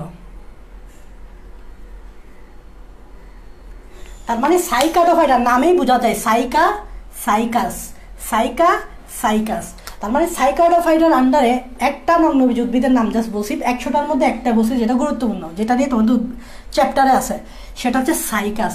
মজার ব্যাপার কি জানো? এই সাইকাসকেও জীবন্ত জীবাশ্ম বলে।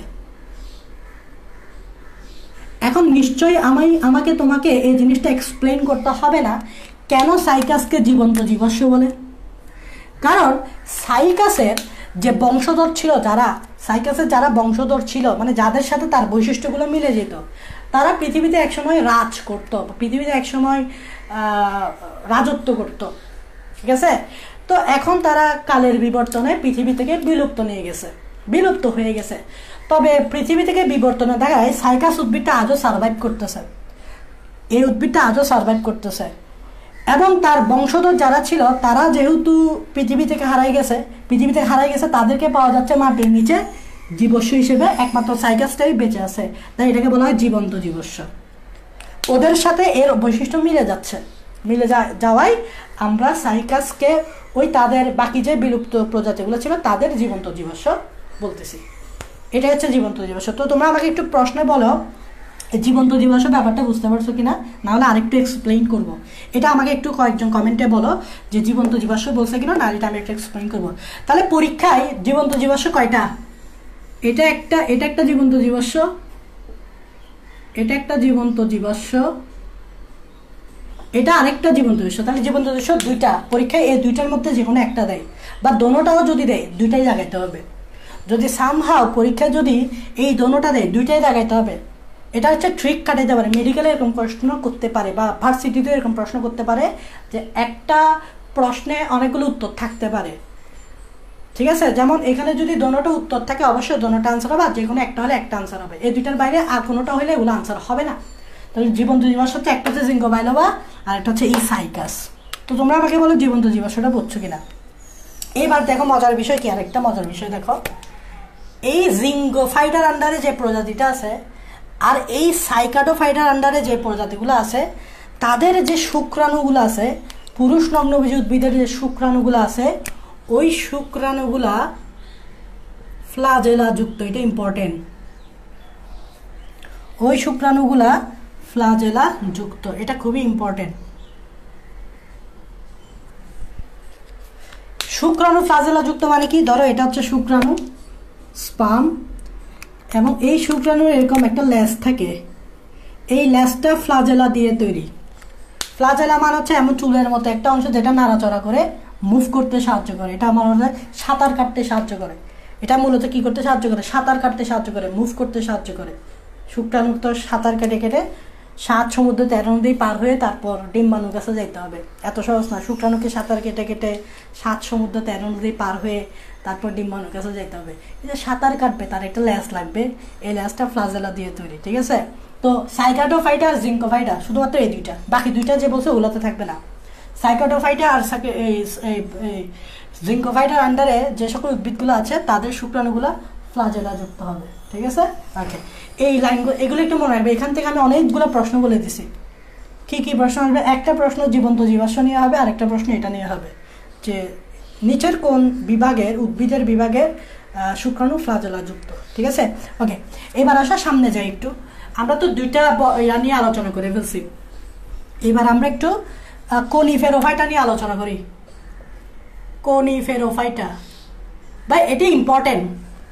পৃথিবীর যত বড় কিছু আছে সবগুলো কনিফেরোফাইটারে, পৃথিবীর যত বড় কিছু আছে সবগুলো কনিফেরোফাইটার আন্ডারে পড়ে। কনিফেরোফাইটা দেখো, কনিফেরোফাইটা এটা একটা বিভাগ, 3 নম্বর বিভাগ বললাম, কনিফেরোফাইটা বিভাগ। এই বিভাগের আন্ডারে 550টা প্রজাতি আছে, অনেক বড়, 550টা প্রজাতি। তাই তুমি কনিফেরোফাইটাকে বলতে পারবা না সবচেয়ে বড় বিভাগ। কনিফেরোফাইটা সবচেয়ে বড় বিভাগ। কনিফেরোফাইটা 4টা বিভাগ যে আমি বলছি এই পর্যন্ত আগে 2টা বলছি, এখন একটা 3টা, সামনে আরেকটা আছে। এই 4টা বিভাগের মধ্যে একমাত্র কনিফেরোফাইটা হচ্ছে সবচেয়ে বড় বিভাগ, বিকজ এই কনিফেরোফাইটার আন্ডারে 550টা প্রজাতি আছে। হিউজ, 550টা মানে অনেক বেশি, 550টা মানে অনেক বেশি প্রজাতি। এর আগে তো মাত্র জিঙ্কোফাইটাতে একটা দেখলাম, সাইকোডোফাইটাতে 100টা দেখলাম, এখানে আছে 550টা। তাই পরীক্ষায় যদি আসে নিচের কোন বিভাগ, নগ্নবীজ উদ্ভিদের বিভাগটি সবচেয়ে বড়, আনসার হবে কনিফেরোফাইটা, বিকজ তাদের 550টা প্রজাতি আছে। আচ্ছা, এখন বললাম না পৃথিবীর যত বড় কিছু আছে, পৃথিবীর যত বড় কিছু আছে সব এই বিভাগের আন্ডারে থাকে। পৃথিবীর যত বড় কিছু সব এই বিভাগের আন্ডারে থাকে। তার আগে বলি এই উদ্ভিদকে, এই কনিফেরোফাইটার আন্ডারে যে সকল উদ্ভিদগুলো থাকে তাদেরকে উদ্ভিদকে কনিফার বলে। এই বিভাগের আন্ডারে যে সকল উদ্ভিদ থাকে, এই বিভাগের আন্ডারে যে সকল উদ্ভিদ থাকে, এই বিভাগের আন্ডারে যে সকল উদ্ভিদ থাকে তাদেরকে কি বলে? তাদেরকে বলে কনিফার, তাদেরকে বলে কনিফার। কনিফার, এই দেখো কনিফার। এখন তুমি জিজ্ঞেস করবে কনিফার নামটা এরকম কেন হয়েছে? কনিফার নামটা এরকম হয়েছে কারণ এই গাছের পাতা যেগুলো আছে, পাতাগুলা কোণের মতো দেখতে, পাতা কোণের মতো দেখতে, কোণের মতো দেখতে। এদের যে গাছের পাতা থাকে, পাতাগুলা কোণের মতো দেখতে, কোণ থেকে আসছে কনিফার। এখন আমি বলছি না যে পৃথিবীর যত বড় কিছু আছে, পৃথিবীর যত বড় কিছু আছে এগুলা নগ্নবীজ উদ্ভিদে, এই কনিফেরোফাইটাতে বড় কিছু কি? পৃথিবীর সবচেয়ে উঁচু বৃক্ষ, এটা পরীক্ষায় আসে, লিখো পৃথিবীর সবচেয়ে উঁচু বৃক্ষ, পৃথিবীর সবচেয়ে উঁচু বৃক্ষ।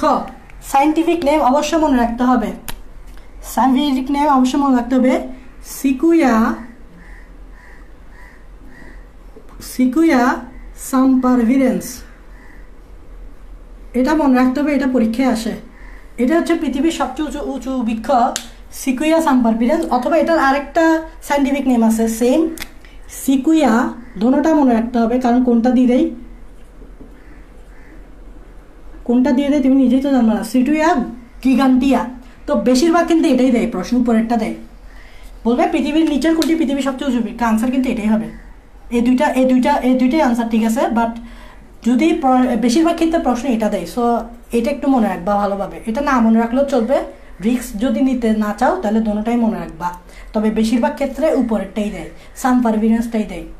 আবার দেখো এটা একটা আরেকটা অল্টারনেটিভ নাম আছে, এটাকে রেড উড বলে, এটাকে রেড উডও বলে, রেড উড। এটাকে কি বলে? উড মানে কাঠ, মানে গাছ আর কি, গাছকে বোঝায়। রেড মানে লাল, তো এটাকে কি বলা হয়? Red wood. তার মানে পৃথিবীর সবচেয়ে উঁচু বৃক্ষ কি? রেড উড, সিকুয়া সাম্পারভিরেন্স, সিকুয়া গিগান্টিয়া, তিনোটাই একটা গাছকেই বোঝাচ্ছে, ঠিক আছে? তো বেশিরভাগ ক্ষেত্রে এটা দেয়, সিকুয়া সাম্পারভিরেন্স। আচ্ছা, পৃথিবীর সবচেয়ে উঁচু বৃক্ষ, ঠিক আছে, বুঝলাম। আর এটাও মনে রাখবা পৃথিবীর সবচেয়ে প্রাচীন বৃক্ষ, পৃথিবীর সবচেয়ে প্রাচীন বৃক্ষ এটার আন্ডারে, কনিফেরোফাইটার আন্ডারে।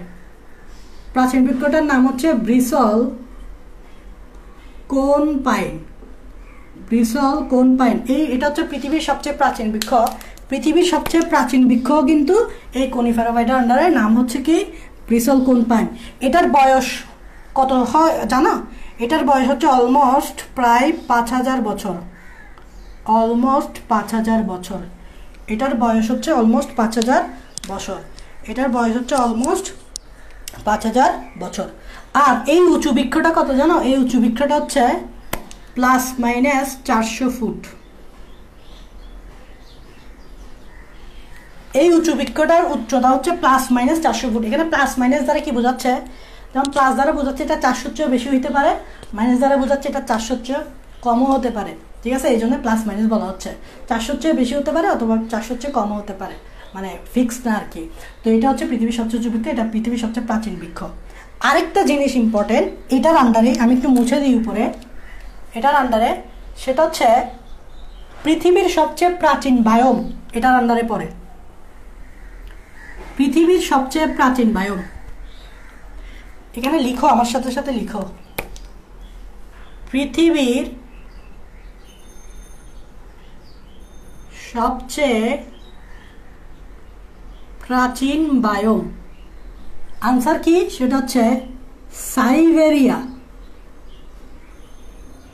সাইবেরিয়া অঞ্চলের, সাইবেরিয়া চিনো, সাইবেরিয়া অঞ্চলের কনিফার, কনিফার বনাঞ্চল, কনিফার বনাঞ্চল পৃথিবীর সবচেয়ে বড় বায়োম এই কনিফেরোফাইটার আন্ডারে। এখন তুমি আমাকে জিজ্ঞেস করবে ভাই বায়োম কি, তোমরা বায়োম চিনো, বায়োম, বায়োম চিনো, বায়োম, বায়োম মানে হচ্ছে এটা এমন একটা ভৌগোলিক এলাকা বোঝাচ্ছে, একটা ভৌগোলিক এলাকা বোঝাচ্ছে যে ভৌগোলিক এলাকায় একই রকম জলবায়ু থাকবে, পুরো জায়গায় একই রকম জলবায়ু থাকবে, একই রকম পরিবেশ থাকবে।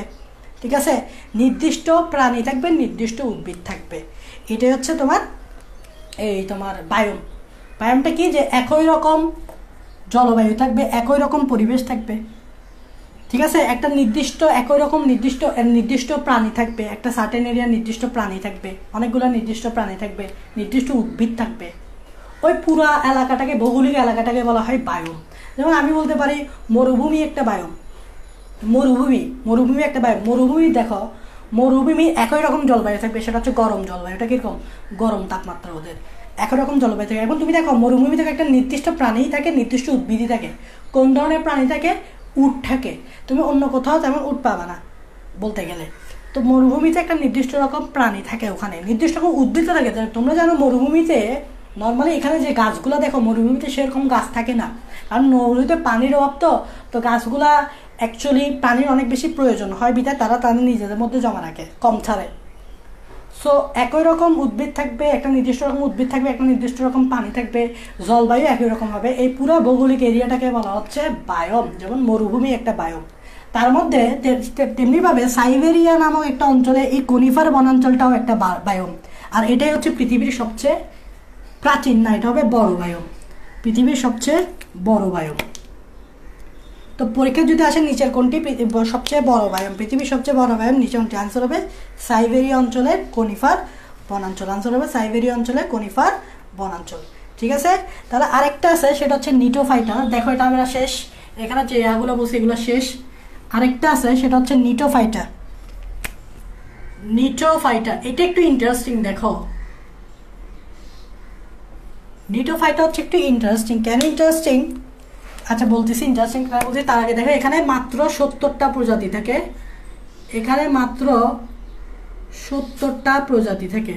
আচ্ছা, নিটোফাইটার আন্ডারে যে সকল উদ্ভিদগুলো থাকে তাদেরকে বলা হয় নিটোফাইট, তাদেরকে বলা হয় নিটোফাইট। নিটোফাইটার আন্ডারে যে সকল উদ্ভিদগুলো থাকে ওই উদ্ভিদগুলোর নাম হচ্ছে কি, নিটোফাইট। এখন কেন বলছি আমি নিটোফাইটা ইন্টারেস্টিং, বিকজ নিটোফাইটা কি, একটা নগ্নবীজ উদ্ভিদের বিভাগ।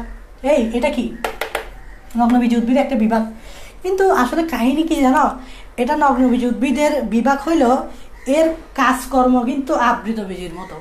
এটাই, এই জন্য আমি বলছি এটা ইন্টারেস্টিং, এর কাজকর্ম হচ্ছে আবৃত বীজের মতো, মানে এদের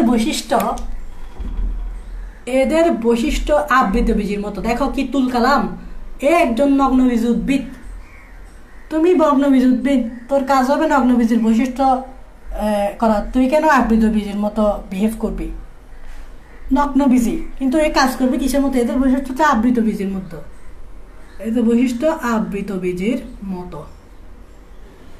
কিরকম আবৃত বীজের মতো, মানে দেখবা এরা নগ্নবীজের বৈশিষ্ট্যগুলো ধারণ না করে আবৃত বীজের বৈশিষ্ট্য ধারণ করে। কিরকম, যেমন আমাকে বলো তো নগ্নবীজের বৈশিষ্ট্য কিরকম, শুক্রাণু ফ্লাজেলা যুক্ত, এর আগেই দেখাইলাম শুক্রাণু ফ্লাজেলা যুক্ত, কিন্তু ভাই এরা তো ভাই আবৃত বীজের মতো হয়ে যায়। তার মানে এদের যে শুক্রাণু, এদের শুক্রাণুগুলা ফ্লাজেলা বিহীন।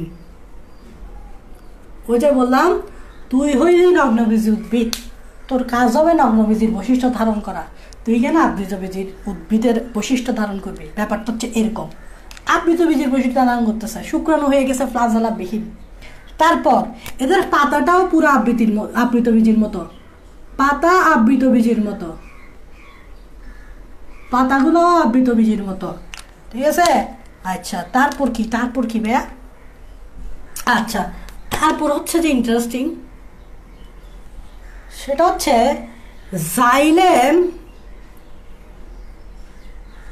জাইলেমে ব্যাসেল কোষ থাকে,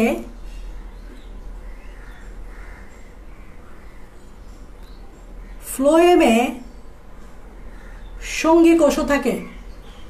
এই জিনিসটা ধরতে পারছো কিনা দেখি বলো তো। সেটা হচ্ছে আমি শুরুর দিকে বলছিলাম, মনে করে দেখো নগ্নবীজি উদ্ভিদের জাইলেমে ব্যাসেল কোষ থাকে না, ফ্লোয়েমে সঙ্গী কোষ থাকে না, কিন্তু এটা নগ্নবীজির মতো না। এটা বলতেছে আমি নগ্নবীজির মতো বৈশিষ্ট্য ধারণ করব, মানে আমার ব্যাসেল কোষ থাকবে, আমার সঙ্গী কোষও থাকবে। তোমার নাই, আমি আবৃতবীজির মতো, আমি আবৃতবীজিকে ফলো করি, আমার ব্যাসেল কোষ থাকবেই থাকবে, আমার সঙ্গী কোষ থাকবেই থাকবে।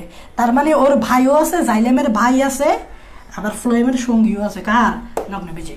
দেখো একদম আবৃতবীজির মতো বিহেভ করতেছে। তারপর আরেকটা দেখো 4 নাম্বার, এদের নিষেক ঘটে, দেখছো? এদের আবার নিষেক ঘটে।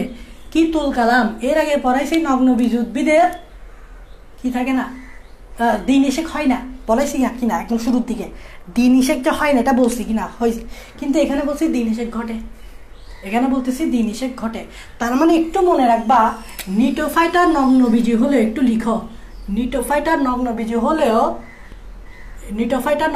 হলেও এরা আবৃতবীজির মতো বিহেভ করে।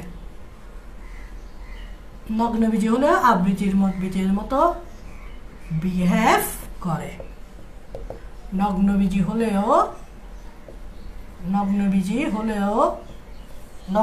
হলেও আবৃতবীজির মতো কি করে? বিহেভ করে। দেখো আবৃতবীজির মতো বিহেভ করছে, ঠিক আছে। এক্সাম্পল হচ্ছে গুরুত্বপূর্ণ। দেখো এক্সাম্পল কি, দুইটা এক্সাম্পল আমি বলবো। একটা এক্সাম্পল হচ্ছে, এখানে না লিখি, এটা আমি মুছে ফেলি, হ্যাঁ একটু মুছে ফেলি, তোমরা লিখো আমি মুছে ফেলি। তো এক্সাম্পলগুলো একটু মনে রাখতে হবে। একটা এক্সাম্পল মনে রাখবা,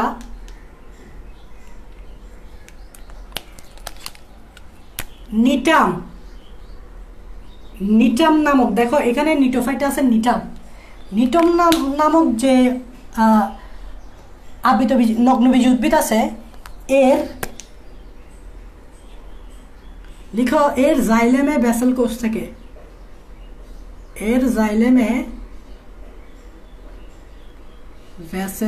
থাকে, তাহলে দেখো তো নর্মালি কিন্তু এ যেহেতু একটা নগ্নবীজি উদ্ভিদ, এর ব্যাসেল কোষ থাকার প্রশ্নই আসে না, কিন্তু নিটামের জাইলেমে ব্যাসেল কোষ থাকে, তাহলে ব্যতিক্রম হয়ে গেল না? তো এটাগুলো হচ্ছে ব্যতিক্রম। তারপর আরো এক্সাম্পল দেই, ইফেড্রা যেহেতু একটা নগ্নবীজি উদ্ভিদ, তাহলে আমি আশা করতে পারি এই নগ্নবীজির মতো বিহেভ করবে। বাট ভাই এ হচ্ছে নিটোফাইটা, এ হচ্ছে আবৃতবীজির মতো বিহেভ করবে, তাই নিটোফাইটা নিষেক ঘটবে। নর্মালি কিন্তু এর নিষেক ঘটার কোনো প্রশ্নই আসে না, বিকজ এ একটা নগ্নবীজি, নিষেক ঘটবে, এ একটা নগ্নবীজি, কিন্তু বললাম না এটা কিন্তু আবৃতবীজির মতো বিহেভ করে, এর নিষেক ঘটবেই ঘটবে। আচ্ছা, এবং মনে রাখবা নিষেক ঘটবে, এটার পরীক্ষায় আসবে নিচের কোন নগ্নবীজি উদ্ভিদের নিষেক ঘটে, আনসার অবশ্যই কিন্তু ইফেড্রাই হবে। সাথে মনে রাখবা এই ইফেড্রা থেকে ইফেড্রিন নামক শ্বাসকষ্টের ওষুধ তৈরি করা হয়।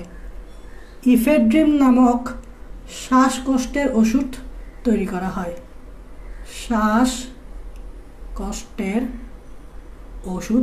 করা হয়, কোত্থেকে ভাই?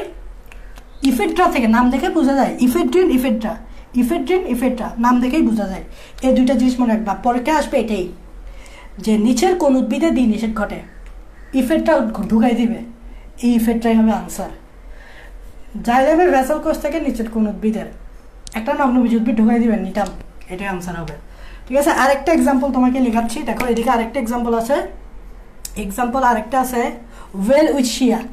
ওয়েল উইথ শিয়া এক্সাম্পলটার নাম হচ্ছে ওয়েল উইথ শিয়া।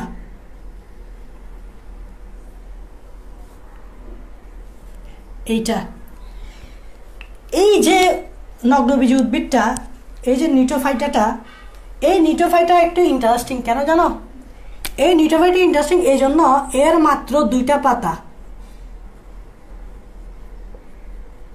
তোমরা একটু গুগল করিও, গুগলে ওয়েল উইথ শিয়া লিখিও, এটা লিখবা, লিখে গুগল করলে দেখবা এগুলো থাকে মূলত মরুভূমিতে। আর এগুলো কোনো গাছই মনে হবে না, মনে হবে যে একটা মরা গাছ মাটির নিচে পড়ে আছে, মনে হবে একটা মরা গাছ মাটির নিচে পড়ে আছে। আসলে এগুলা মাত্র 2টা পাতা তো লম্বা হবে না, এগুলো দেখবা মাটির সাথে এভাবে লেগে থাকে, মনে হবে যে একটা মরা গাছ মাটির নিচে এভাবে পৌঁছে মরে আছে।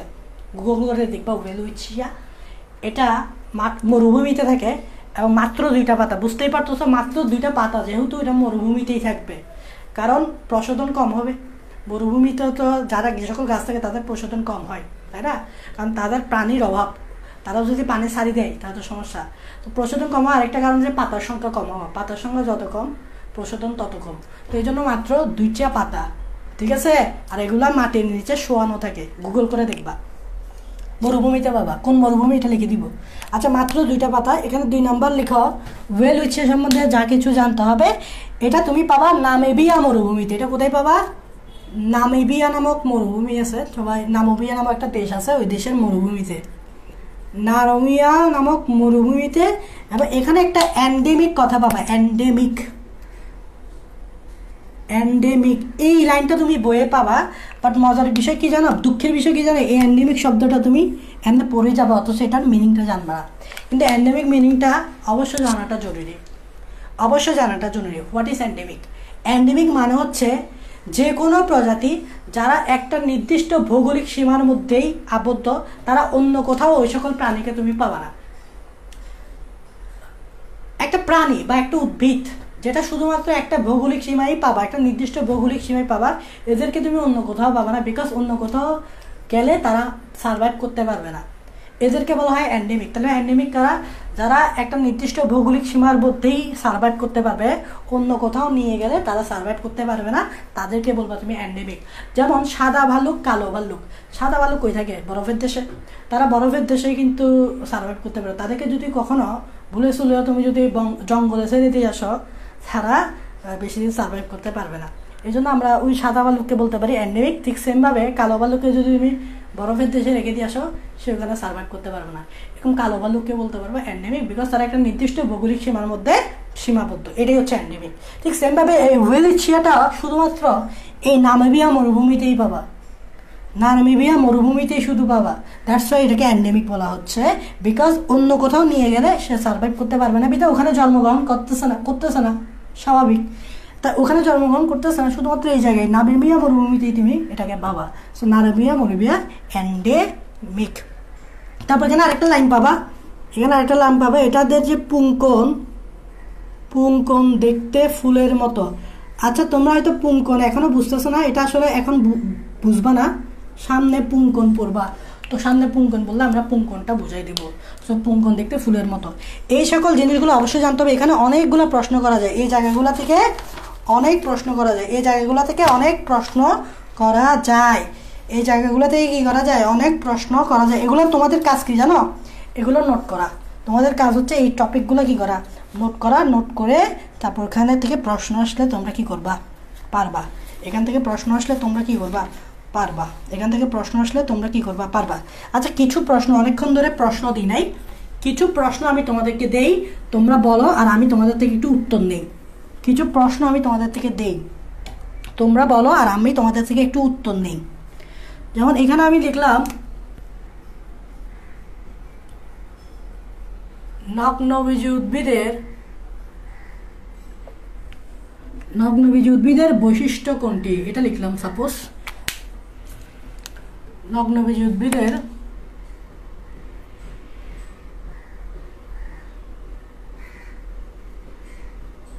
বৈশিষ্ট্য কোনটি, এখানে আমি 4টা অপশন দিচ্ছি। ফুল হয়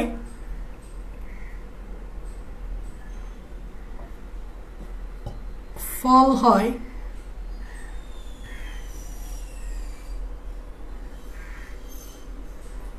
ফুল হয়, ফল হয়,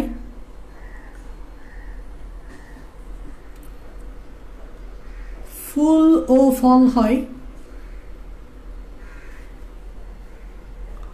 ফল হয় না।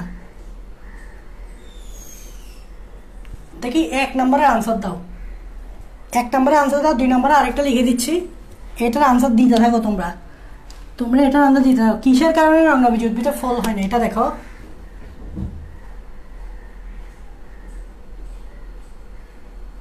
কিসের কারণে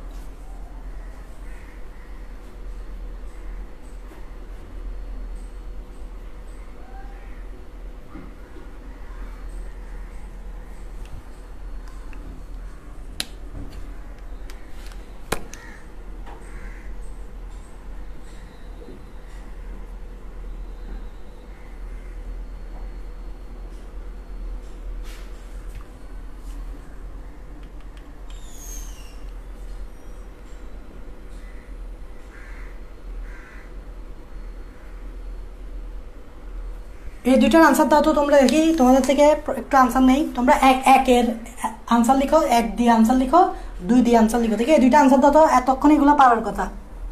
এই দুইটার আনসার দাও।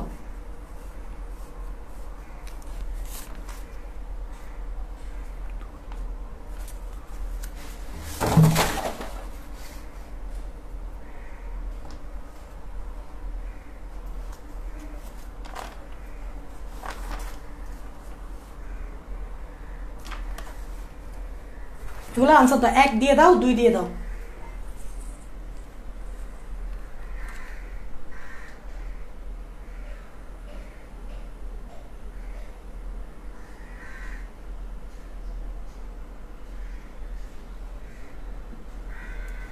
গর্ভাশয় নাই বলে অনেকে বলতেছ, গর্ভাশয় নাই বলে মানে এটার আনসার বলতে হচ্ছে গর্ভাশয় নাই বলে, আর এটার আনসার কি বলতে চাচ্ছ, ফল হয় না বলে। ওকে, যারা বলছো তারা কারেক্ট। যে নগ্নবীজ উদ্ভিদের বৈশিষ্ট্য কোনটি, ফুল হয়। দেখো আসলে নগ্নবীজ উদ্ভিদকে ফুল, আসলে এটা ফুল না, ওটাকে একটা বিশেষ নাম ডাকা হয়, সেটা সামনে দেখবো, ওটাকে স্পোরোফিল বলা হয়। সো ফুল হওয়ার কোনো চান্স নাই, ফল তো হবেই না, গর্ভাশয় নেই। আর একটা হচ্ছে ফুল ও ফল হয়, দুইটা তো হবেই না।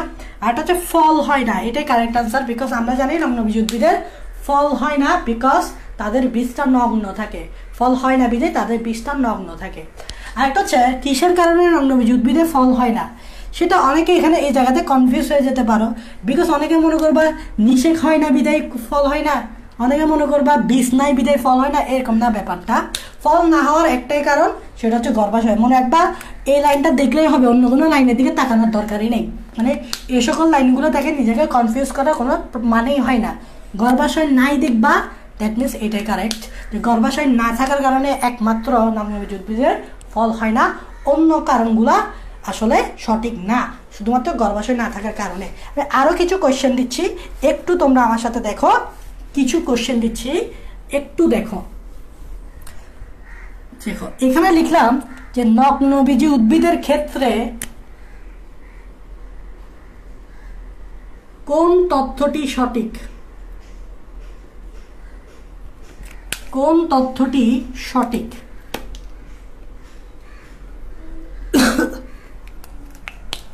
এখানে কতে বললাম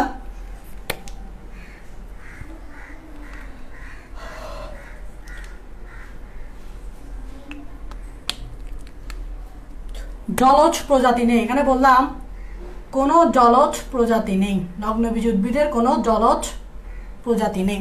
ঠিক আছে, খতে বললাম প্রথম স্ববীজি উদ্ভিদ, প্রথম স্ববীজি উদ্ভিদ।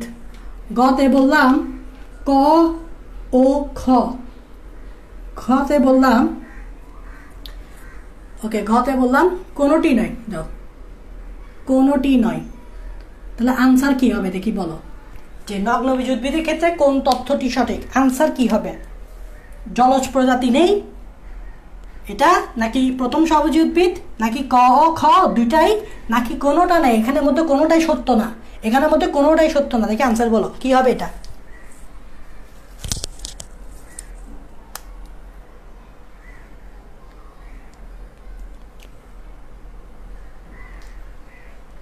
খ খ খ মানে কি প্রথম স্বভাবজ উদ্ভিদ?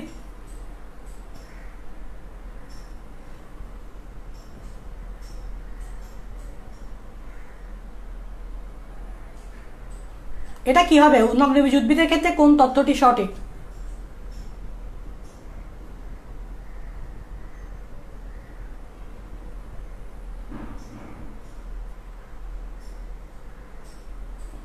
কোন জলজ প্রজাতি নেই এটা, নাকি এটা, নাকি ক খ দুইটা, নাকি কোনোটি নয়? দেখো এটা এখানে কিন্তু আমি শুরুতেই বোর্ডে লিখে দিছিলাম, বা শুরুর দিকে যখন ক্লাস নিচ্ছিলাম তখন বলছিলাম যে জলজ প্রজাতি নেই, এটা বলে দিছিলাম যে নগ্নবীজ উদ্ভিদের ক্ষেত্রে তুমি কোনো জলজ প্রজাতি পাবা না, মানে পানিতে থাকবে না। তারপর এটাও বলে দিয়েছিলাম যে এখানে কিন্তু এটা প্রথম স্ববীজ উদ্ভিদ, মানে এই প্রথম এদের বীজ দেখা যায়, উদ্ভিদের বীজ দেখা যায় নগ্নবীজিতে এসে। এর আগে বায়োফাইটা টেরিডোফাইটাতে কিন্তু বীজ থাকে না, ওগুলো ছিল অবীজি। তাই এটাও কারেক্ট, এটাও কারেক্ট। তাহলে আনসার হবে গ, ক ও খ। আনসার হবে গ, ক ও খ, এই দুইটাই কারেক্ট। বিকজ এই দুইটা আমি লিখে দিছিলাম, খেয়াল করে দেখো এই দুইটা আমি লিখে দিছিলাম শুরুর দিকে। সো এটা কিন্তু কারেক্ট, এটা কিন্তু কি কারেক্ট। আচ্ছা এবার আরেকটা লিখো।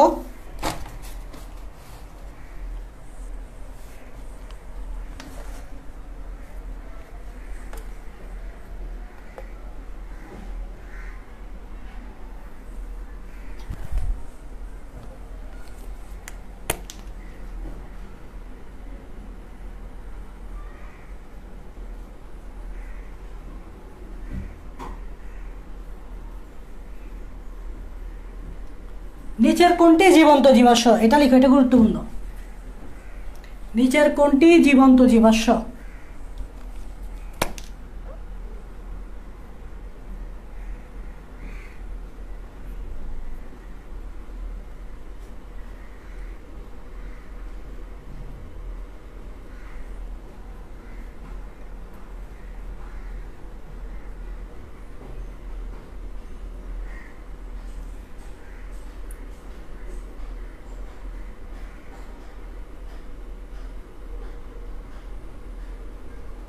দেখি এটার আনসার কে দিতে পারবা? নিচের কোনটি জীবন্ত জীবাশ্ম, এটার আনসার দাও, এটার আনসার দাও। তোমরা ক খ দিয়ে লিখিও না, তোমরা একটু লিখে দাও যে কোনটা হবে, এটা হবে নাকি এটা হবে। তোমরা লিখে দাও, কমেন্টে লিখে দাও, ক খ দিয়ে লিখিও না, তোমরা কমেন্টে লিখে দাও যে কোনটা হবে, এখানের মধ্যে কোনটা হবে জীবন্ত জীবাশ্ম। তো আমি এগুলো কিন্তু পড়াইছি, তাই না? তো পারবা, আশা করি পারবা। বলো বলো, তোমরা একটু লিখে দাও, ক খ গ ঘ বলার দরকার নেই, ডাইরেক্ট লিখে দাও।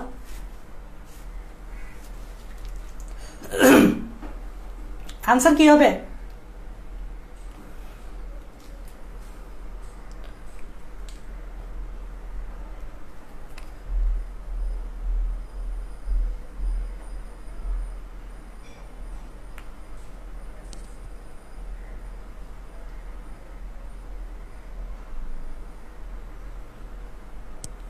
Ginkgo biloba and Cycas. অনেকে বলতেছে সাইকাস, অনেকে বলতেছে A+C, মানে দোনোটাই, জিঙ্কো বাইলোবা অ্যান্ড সাইকাস দোনোটাই, জিঙ্কো বাইলোবা অ্যান্ড সাইকাস দোনোটাই, জিঙ্কো বাইলোবা অ্যান্ড সাইকাস দোনোটাই। তার মানে বলতে চাচ্ছ তোমরা এটাও কারেক্ট অ্যান্সার, এটাও কারেক্ট অ্যান্সার। ঠিক আছে, এই যে আমি বলছিলাম যে জীবন্ত জীবাশ্ম কিন্তু তোমার এই বইয়ে দুইটা উল্লেখ করা আছে, একটা হচ্ছে জিঙ্কো বাইলোবা, এটা জীবন্ত জীবাশ্ম, আর সাইকাসও জীবন্ত জীবাশ্ম। তো অনেকে শুধুমাত্র যদি এটা দেখায়, যদি এটা না দেখায় তাহলে ভুল, শুধুমাত্র এটা দেখাইছো কিন্তু এটা দেখাও নেই, তাহলে এটা ভুল। কেন? সাইকাসও তো জীবন্ত জীবাশ্ম, তাহলে তোমাকে এটাও দেখাইতে হবে, ক ও গ দুইটা দেখাইতে হবে। যদি এখানে আমি বলি না ক ও গ দুইটা, এরকম নাও থাকতে পারে প্রশ্নে, এই জন্য তোমাকে চালাকি দেখাই দোনোটাই দেখাইতে হবে, জিঙ্কো বাইলোবাও দেখাইতে হবে, সাইকাসও দেখাইতে হবে। ওই যে বললাম একাধিক উত্তর থাকতে পারে, কিছু কিছু প্রশ্ন, বেশিরভাগ ক্ষেত্রে দেয় না, 2-3টা প্রশ্ন দেয়, এরকম 2-3টা প্রশ্ন দেয়, এরকম একাধিক উত্তর দেয় 2-3টা প্রশ্নে। তো ওই 2-3টা যদি তুমি নাম্বার পেতে চাও তাহলে একটু চালাকির পরিচয় দিতে হবে, সেটা হচ্ছে তোমাকে এই দোনোটাই দেখাইতে হবে। এ দোনোটাই দাগাইতে হবে, একটা দাগাইলেও হবে না। তোমার যদি মনে হয় ভাই আমি শুধু এটা দাগাবো, হবে না। তোমার যদি মনে হয় ভাই আমি শুধু এটা দাগাবো, হবে না। দোনোটাই দাগাই চালাকির পরিচয় দিতে হবে, দোনোটা দাগাই চালাকির পরিচয় দিতে হবে, এটাই হচ্ছে কথা, ঠিক আছে। এখন দেখো এখানে লিখো বাংলাদেশে সাইকাস উদ্ভিদ প্রাকৃতিকভাবে জন্মে, নিচের কোন উদ্ভিদটি বাংলাদেশে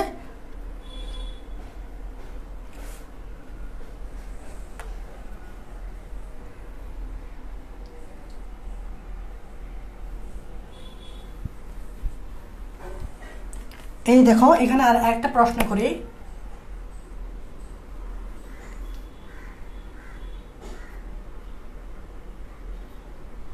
নিচের কোন জায়গায় সাইকাস উদ্ভিদ প্রাকৃতিকভাবে জন্মে?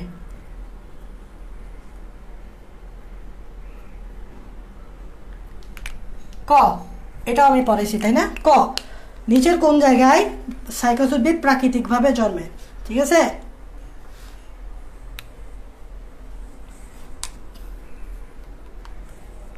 কতে দিলাম দিনাজপুর,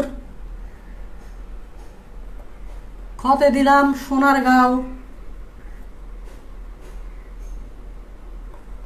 গতে দিলাম তোমার ধরো বরিশাল, আরেকটা হচ্ছে চট্টগ্রামের বারিয়াঢালা, চট্টগ্রামের বারিয়াঢালা। দেখি এটা বলো, এটা বলো যে নিচের কোন জায়গায় সাইকাস উদ্ভিদ প্রাকৃতিকভাবে জন্মায়। আরেকটা প্রশ্ন দেই,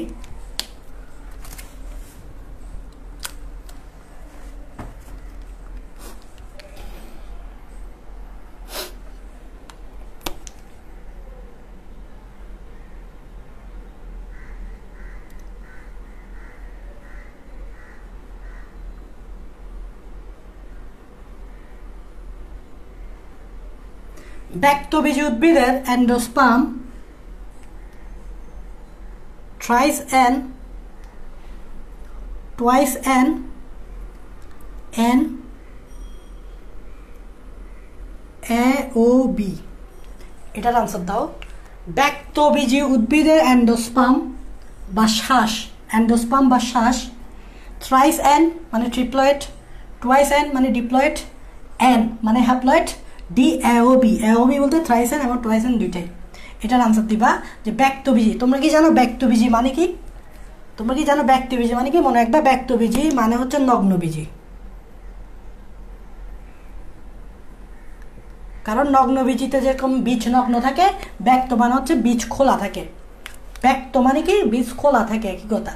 সো নগ্নবীজী বা ব্যক্তবীজী, তোমাকে একটু ব্যক্তবীজী লিখে একটু ট্রিকে ফেলাইতে পারে, প্রশ্নে একটু ট্রিক খাটাইতে পারে যে ব্যক্তবীজী বলছে, তুমি হয়তো মনে করছো এটা আবার কোন উদ্ভিদ। সো ব্যক্তবীজী এবং নগ্নবীজী দুইটাই সেম কথা। তো ব্যক্তবীজী উদ্ভিদে এন্ডোস্পার্ম আমি বলছিলাম হ্যাপ্লয়েড হবে না ট্রিপ্লয়েড হবে না ডিপ্লয়েড হবে, নাকি এই DAOB মানে ট্রিপ্লয়েড এবং ডিপ্লয়েড দোনোটাই হবে? এগুলোর আনসার দাও।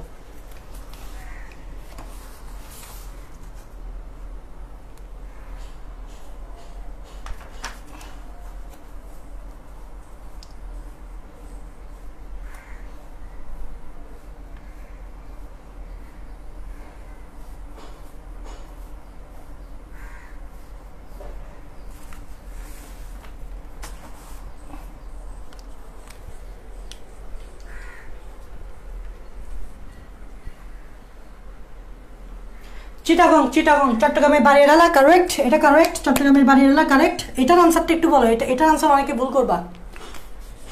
নগ্নবীজী আর আবৃতবীজী, এটা বলো।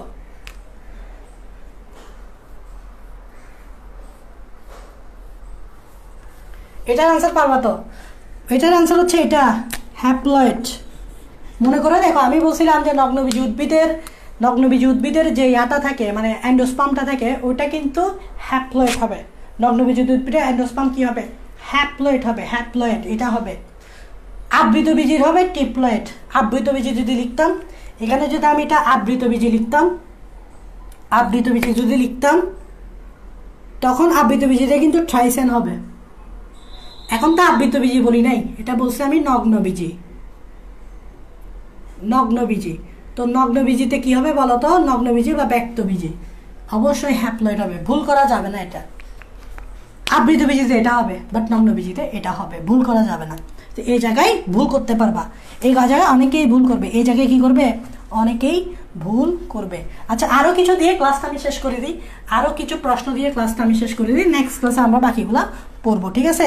এছাড়া আমরা একটা কাজ করতে পারি, যে এভাবে বোর্ডে লিখে লিখে অনেক সময়ও নষ্ট হয় আসলে, যে এগুলো স্লাইডে হলে হয়তো ভালো হতো। আচ্ছা, যাই হোক, তো এখন কথা হচ্ছে যে আমরা একটা কাজ করতে পারি, সেটা হচ্ছে যত ধরনের প্রশ্ন থাকে সেগুলো আমি তোমাদেরকে দিয়ে দিতে পারি, ঠিক আছে? নোট করে বা লেকচার দিয়ে দিতে পারি যে কত ধরনের প্রশ্ন এখানে করা যায়, বা কত ধরনের প্রশ্ন আমার এই আজকের লেকচারের মাধ্যমে তুমি পড়তে পারো, বা এখান থেকে প্রশ্ন আসতে পারে, এগুলো দিয়ে দেওয়া যায়। তাহলে আমাদের পরবর্তীতে এভাবে অনেকগুলো না বলতে পারলো, বোর্ডে অনেকগুলো দিতে না পারলো, ওই লেকচারে মানে যেখানে আমি নোট করে তোমাদেরকে দিয়ে দিতে পারলে জিনিসটা আরও ভালো হবে।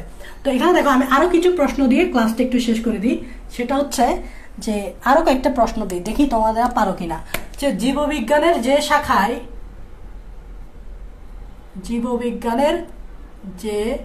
শাখায় জীবাশ্ম নিয়ে আলোচনা করে, কোন শাখায় লিখো, এটা কোন শাখায়, জীববিজ্ঞানের কোন শাখায় জীবাশ্ম নিয়ে আলোচনা করে?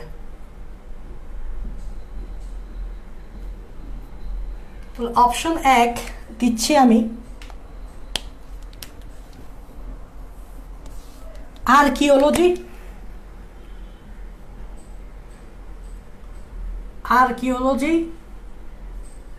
জিওলজি, নট জুলজি, এটা জুলজি না, এটা হচ্ছে জিওলজি, ডিফারেন্স আছে, অনেকে এটাকে জুলজি পড়বে, জিওলজি নট জুলজি। নাম্বার 3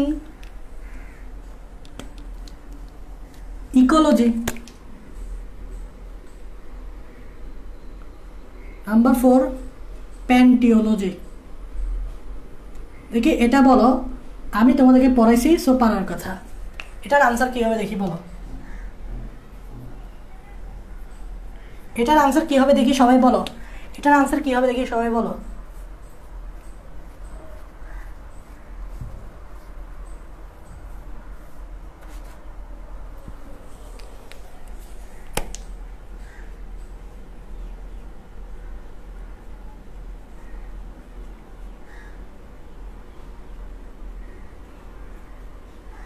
তোমরা একটু লিখে দিও না কমেন্টে, এটা এই ওয়ার্ডগুলো একটু লিখে দিও, জিওলজি লিখে দিও, আর্কিওলজি লিখে দিও, ABCD না বলে জিওলজি আর্কিওলজি এগুলো একটু লিখে দিও, তাহলে পড়তে সুবিধা হয়।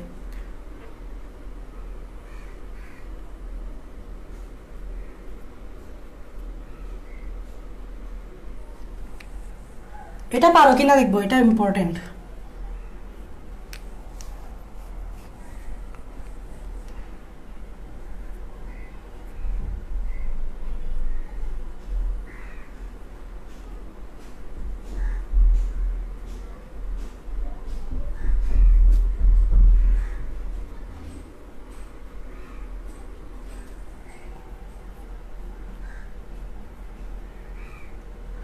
দেখি এটার আনসার দাও, বি নাম্বারের আনসার দাও, মুখে লিখে দিবা, মানে স্পেলিং করে লিখে দিবা, ABCD এগুলো লিখিও না। বলো এটা কি হবে আর এটা কি হবে, দেখি আমি পড়ি, এটা কি হবে আর এটা কি হবে, এটা বলো।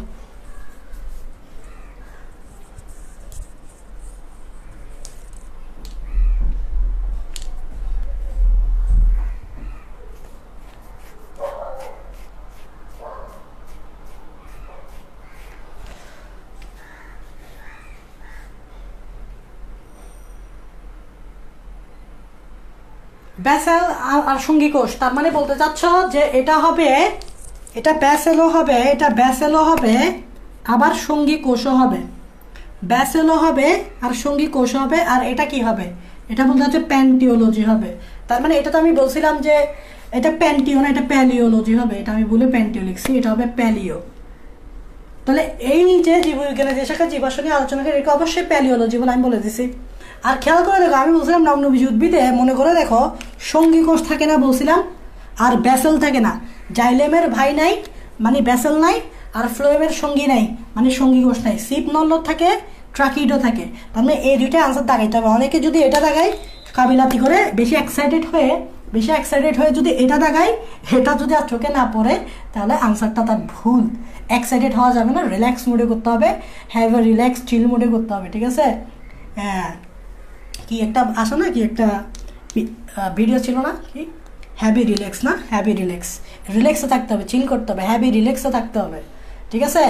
ওকে, তো ঠিক আছে, আমরা ক্লাসটা শেষ করে দিই। আমি জাস্ট যা পড়াইলাম সেগুলো একটু রিভিউ করবা, তোমরা একটু নিজেরা পড়বা, পড়ো ওখান থেকে অনেক প্রশ্ন তৈরি করা যায়, তোমরা নিজেও প্রশ্ন তৈরি করতে পারো। কারণ মনে রাখবা, তুমি যদি নিজে প্রশ্ন তৈরি করে আনসার করতে পারো, এটা তোমার জন্য অনেক বেশি ইফেক্টিভ। বিকজ তুমি যে নিজে প্রশ্ন তৈরি করে আনসার করতেছো, ওই প্রশ্নটা পরীক্ষায় দিলে সেটা ভুল হওয়ার সম্ভাবনা 0%, ঠিক আছে? তুমি যে নিজে প্রশ্ন করে পড়তেছ, ওই পড়াটা কিন্তু আমার পরীক্ষায় কাজে দিবে। বিকজ ওখান থেকে যখন একটা প্রশ্ন চলে আসবে, ওই জিনিসটা তোমার দেখবা যে ভুল হবে না, ঠিক আছে? কারণ তুমি জিনিসটা আগেই পড়ে ফেলছো বা আগেই তোমার প্রশ্ন করে পড়া ছিল, তোমার মাইন্ডে সেট আপ হয়ে গেছে। তো ঠিক আছে, আমি যা পড়াইছি একটু পড়ে ফেলবা, আর দেখি এমসিকিউগুলো যতগুলো এই লেকচারে যতগুলো এমসিকিউ দেওয়া যায় সবগুলো আমি পিকচার হিসেবে পাঠানোর চেষ্টা করব, ঠিক আছে? আর সবাই সেই পর্যন্ত সবাই সুস্থ থাকো, ভালো থাকো। নেক্সট লেকচারে আবার দেখা হচ্ছে। See you not more for mind. Okay, আল্লাহ হাফেজ।